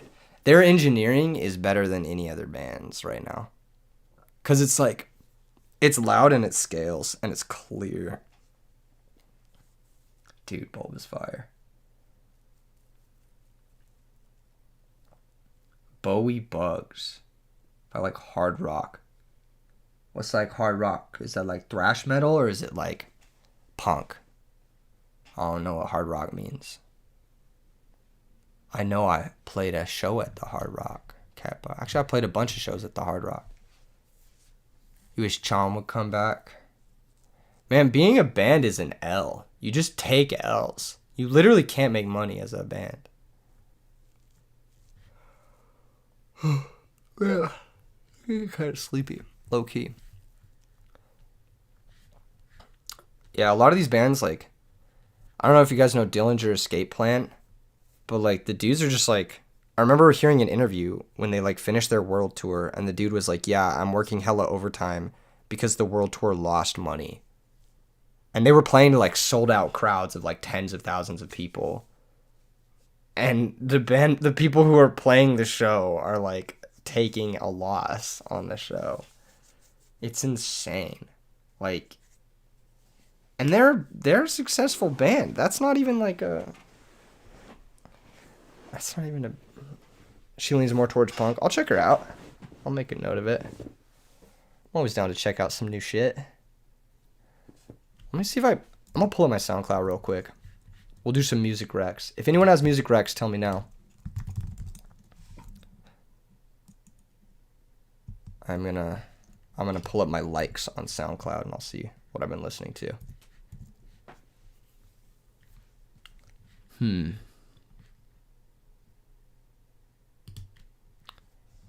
I've been listening to Omnom. He's like a house producer. He makes house music. He's pretty good. Omnom. Yeah, I've been listening to a lot of Skrillex, obviously. Super good shit. I really like Sudden Death. I think he's tight.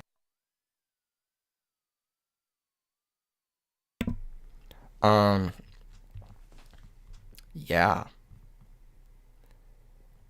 I listen to basically every record off of Deep Medi that comes out. I think Deep Medi music is really, really good. Scale the Summit is sick. Yes. Yes, I agree. I've been listening to some Noisia. I love Noisia. Big fan. The new Night Punk record is really good. Night Punks are super good. The new Iska record is fucking insane. That guy is way too talented.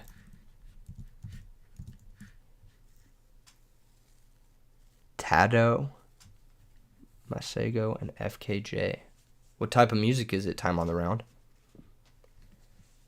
Atlas Nova is the scale song for life. Huh. I feel like I've heard Atlas Nova. Who's it by?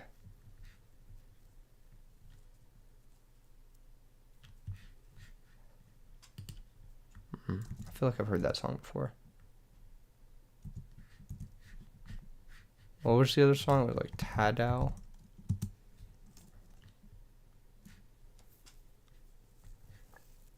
Is it like R&B maybe? I have it pulled up. I don't want to get like, what is it? I don't want to get my stream shut down. I don't know what I can and can't play. It's Prague. Huh. Interesting. No, I'm talking about Tadao. The song that Time on the Round is talking about. Chill vibes but funky, bit jazzy but modern. I might be a hater, but like, I don't really love jazz like that. But maybe I don't. Like, I like some types of jazz, but like, no, Gorge. I'm talking about rap. Okay, you know what? Fuck it. I'm gonna play the song. I'm gonna play it. Hold up. I gotta make sure you guys can't hear it though. Hold up. Alright. You guys cannot hear it. I'm gonna listen to it real quick.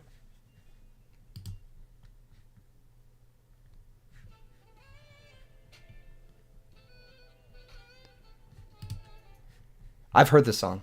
I've heard this, the FKJ and Masego song. I've heard this. Really recently, actually.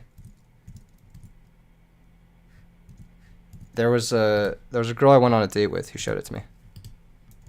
Yeah, the song's good. It's very solid.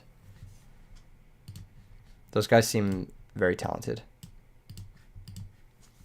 One thing I notice is like, knowing good music is cool, but like, or it used to be like really cool, but now everyone has like micro niche tastes. What would I say it is? Genre wise, I'd say it's like jazz, low key, like new jazz.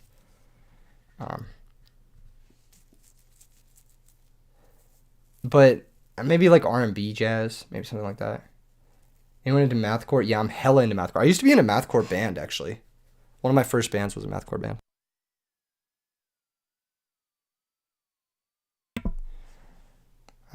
Yeah, I played in a mathcore band, and then I played in like a metalcore band. And then I've played in like a bunch of cover bands. And then I realized playing in bands doesn't make any fucking money, and that's when I got into producing.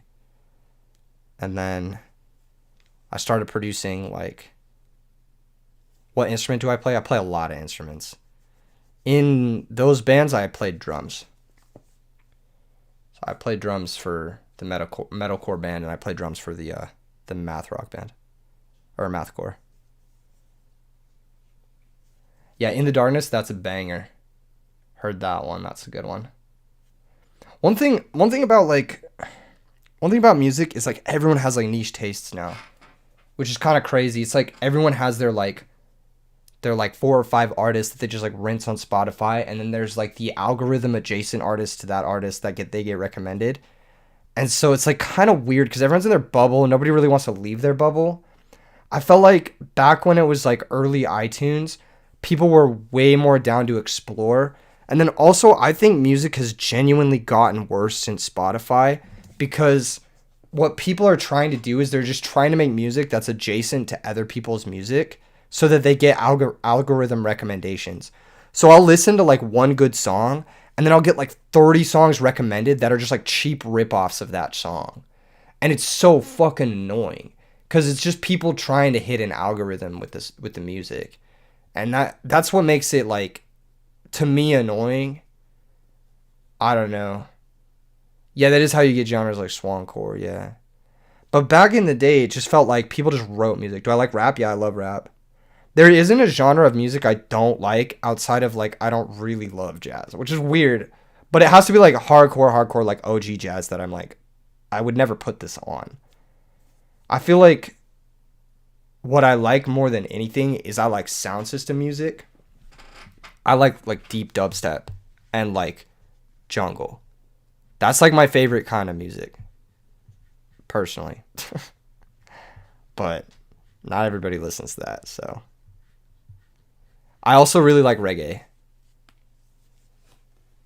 which is like, I get it, very similar to jazz. Jungle goes off. Yeah, I love jungle.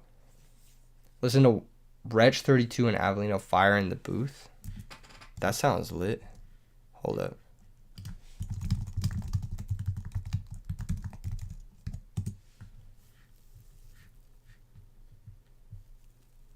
All right, we playing it. Oh shit, I'm gonna get fucking. Don't listen to me. Don't listen to me.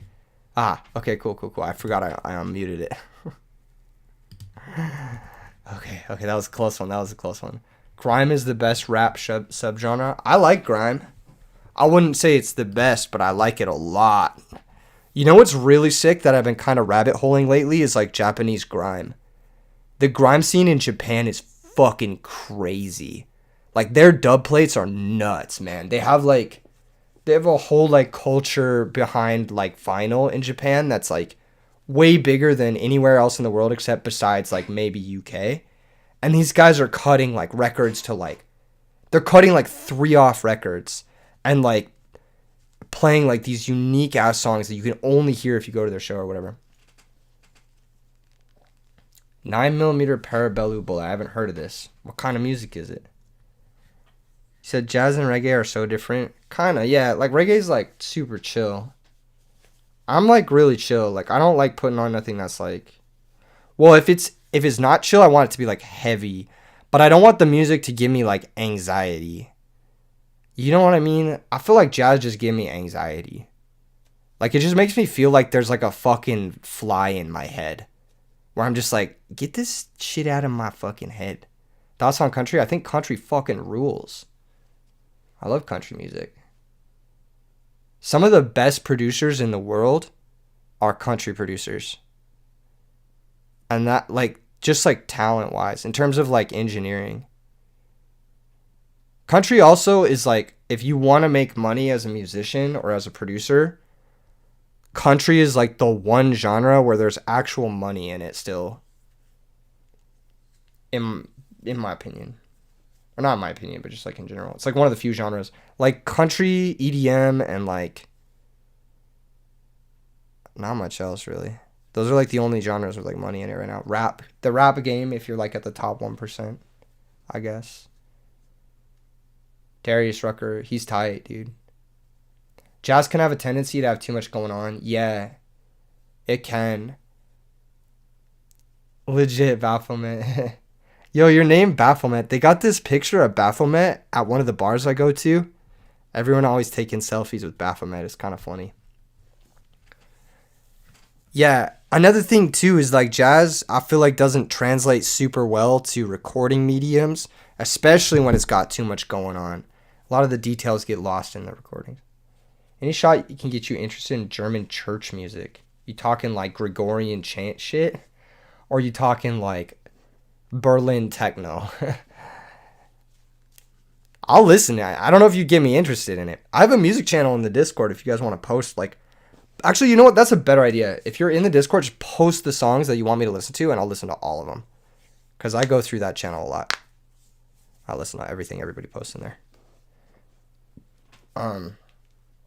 Yeah, I'll listen to fucking anything, man.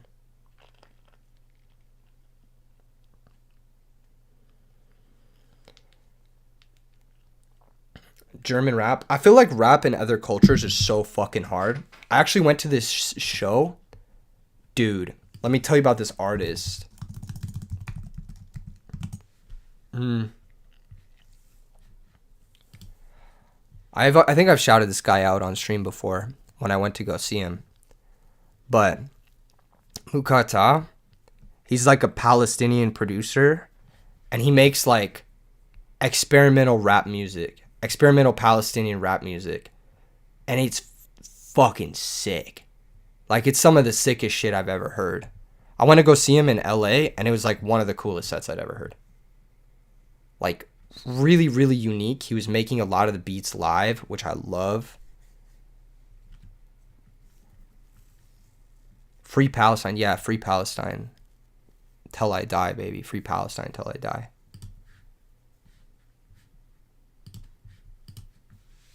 Oh, man. But yeah, I love, like, I don't know. I feel like rap in different cultures is like, it just hits different. There's this Night Punk remix. The Night Punk remix of which I don't even know what language she's speaking. Yeah, this song here, hopefully it doesn't start playing randomly. This song is so good. And like, it's cool because like, she has a hook. And she raps the hook. And then he recreates her voice rapping the hook with a synthesizer and plays it over the drop. And it's like this is one of the hardest beats known to man. I've been listening to so much Night Punk. He might be my most played of 2023 so far. Sean Lane. Is he fire? Dude, this guy looks like he could murder someone with a guitar riff. I have to listen to him. I'm super down to check this out. He was a genius. Damn, F's in the chat, man. That's always sad. I was in a cafe this morning, and I heard a Avicii song. I don't know if y'all listen to Avicii. He's like a pop artist, kind of pop house music. Absolute legend in Vegas. Like, everybody loved him. Really sad he took his own life when he was like 23 or something. Just really sad. Really, really talented guy. Everything he made was like a #1 hit. I don't know why it is. Artists always get unlucky that way. Or it just seems more common. Avicii was big in the UK. Dude, he was big worldwide. He was awesome. I had heard like some really sad stories about him at the end. Can we please play 3 Quick Draw 2 Kaias? No. I side out Quick Draw way too much. But we could play 2 Kaias. We could play 0 Crow. This is just a list that I pulled up so people didn't have to look at Branded Bastille and click off the stream. We're just having a chill night, you know? This is an after-hours stream anyway. The after-hours streams are always like hella chill right now. At least I feel like they're hella chill. You regret not going to one of his shows? Avicii or Sean Lane? No, Shell fucking blows, man. You pay 1 million life points and you just lose. Yeah, like, even if you open Quick Draw Shell, making drill in that position isn't even good.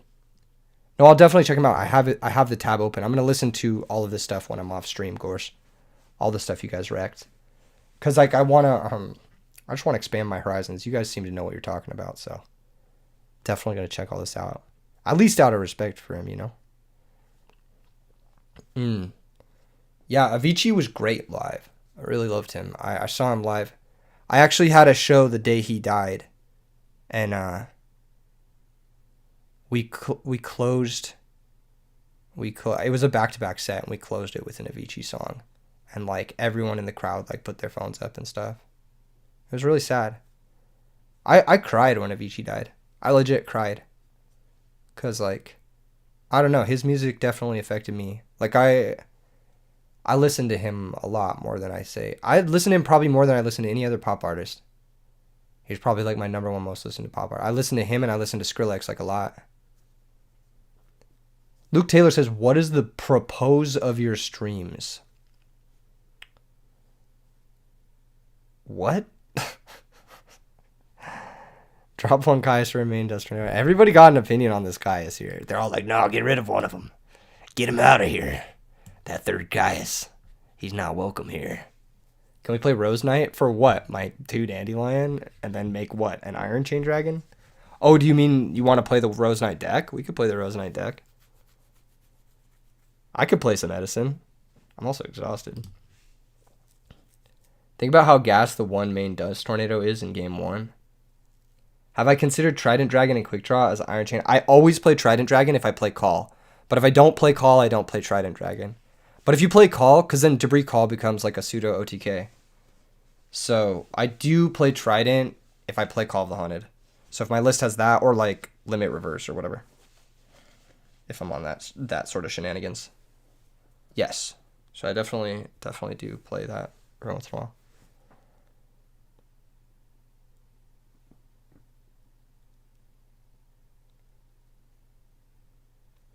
You're saying listen to his live set in Atlanta, Gores? I'll check out his live set in Atlanta. I'll make a note of that. Right here on my phone. Sean Lane, live Atlanta. Always down for. I love live shit too, although the recording's always shit. Huh.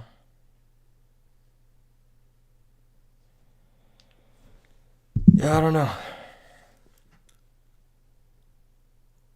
To Power Trio. Oh, speaking of like super groups or whatever, do you guys listen to The Sound of Animals Fighting? I've been listening to their new record a lot too. Fucking fire.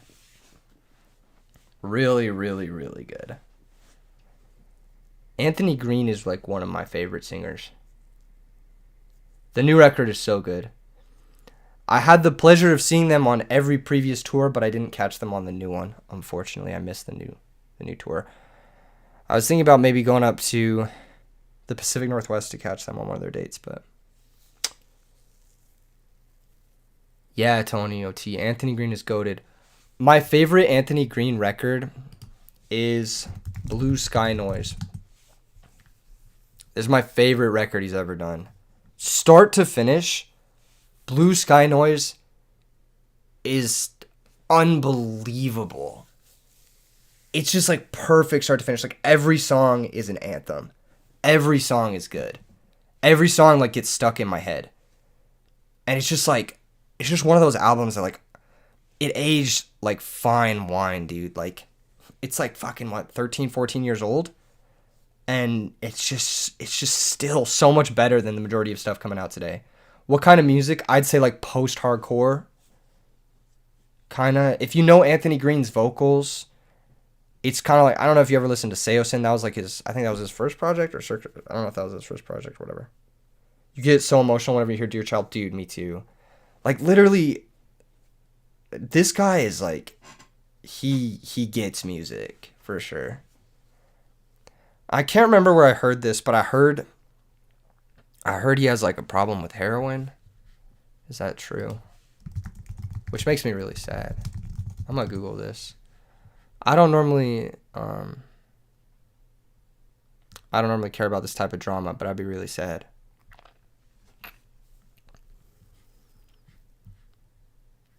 Yeah, beating heroin addiction. Yeah, he was a heroin addict. I know he overdosed at one point, but survived. I think he has kids too. Anyway, it's pretty sad, but he's really open about it, which I think is a good idea. It's really sad. This stuff just destroys like people. I don't condone the use of that kind of stuff. I think it's never a good idea. But yeah. I think he might be sober now. I'm not really sure. Not that I just don't know much about him in general. But I know that he had struggled with it in the past, like when we were younger. A lot of artists struggle with drugs, dude. It's tough.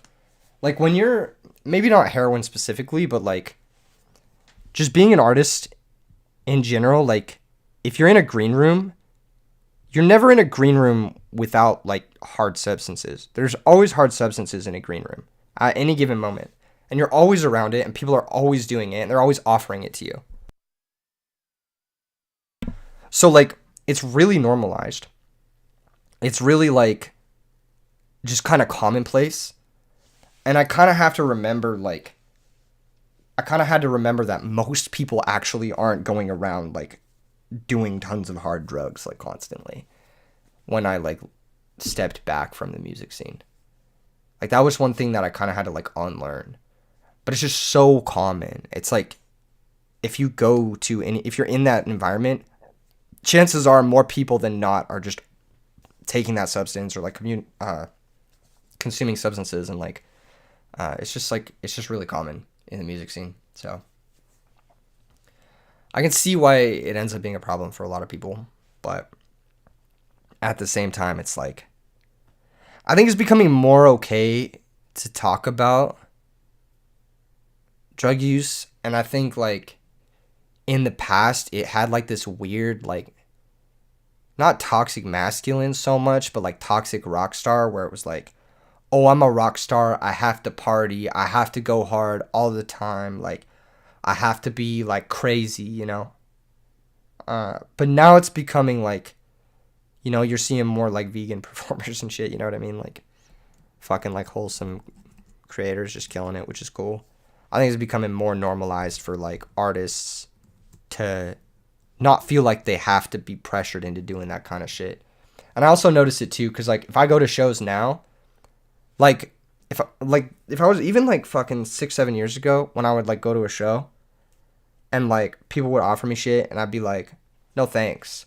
They would like say shit. They would be like, oh, what are you, a pussy or something? But like nowadays when I'm like, no thanks, they're just like, oh cool, no worries. You know, like I've noticed like a definite change even in like the last 5-6 years. Even with rappers. Yeah. Yeah, in rappers it's like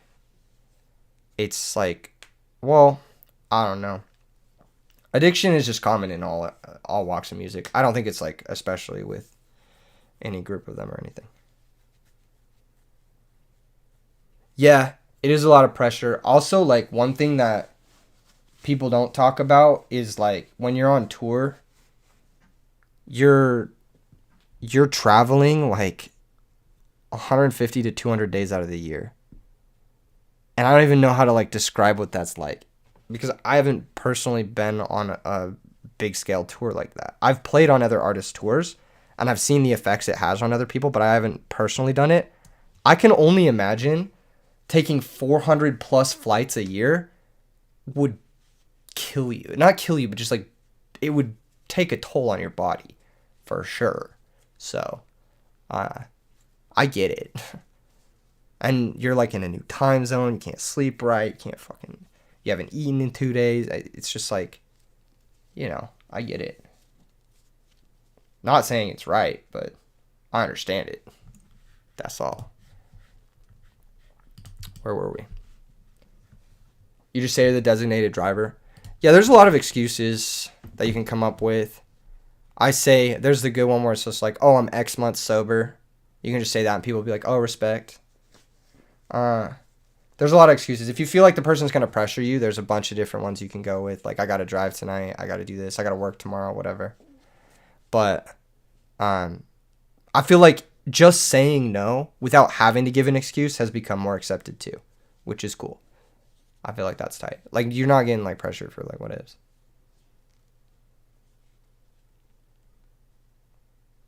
Yeah, exactly. Keith Reacher just put it. You get very tired. Oh no. For some people, it's a lifestyle. I used to think that like touring and stuff is what my end goal was in life, like as an artist and stuff. And yeah, it turns out that's not the case. I don't think touring is really for me. I like travel for pleasure. I don't want to have to travel for work. Maybe I do. I don't know. I haven't really thought it through, but here we are. Interesting stream. Very interesting stream. Lost a lot of people there at the end, but hey, it's late. It's late, you know? I think I'm tired. I think I'm gonna go watch Ghost in the Shell and then pass out. Go watch some fucking anime. Thanks for hanging out, everyone. Make sure and leave the music recs in the Discord. I'll check it out. And have a good night, everyone.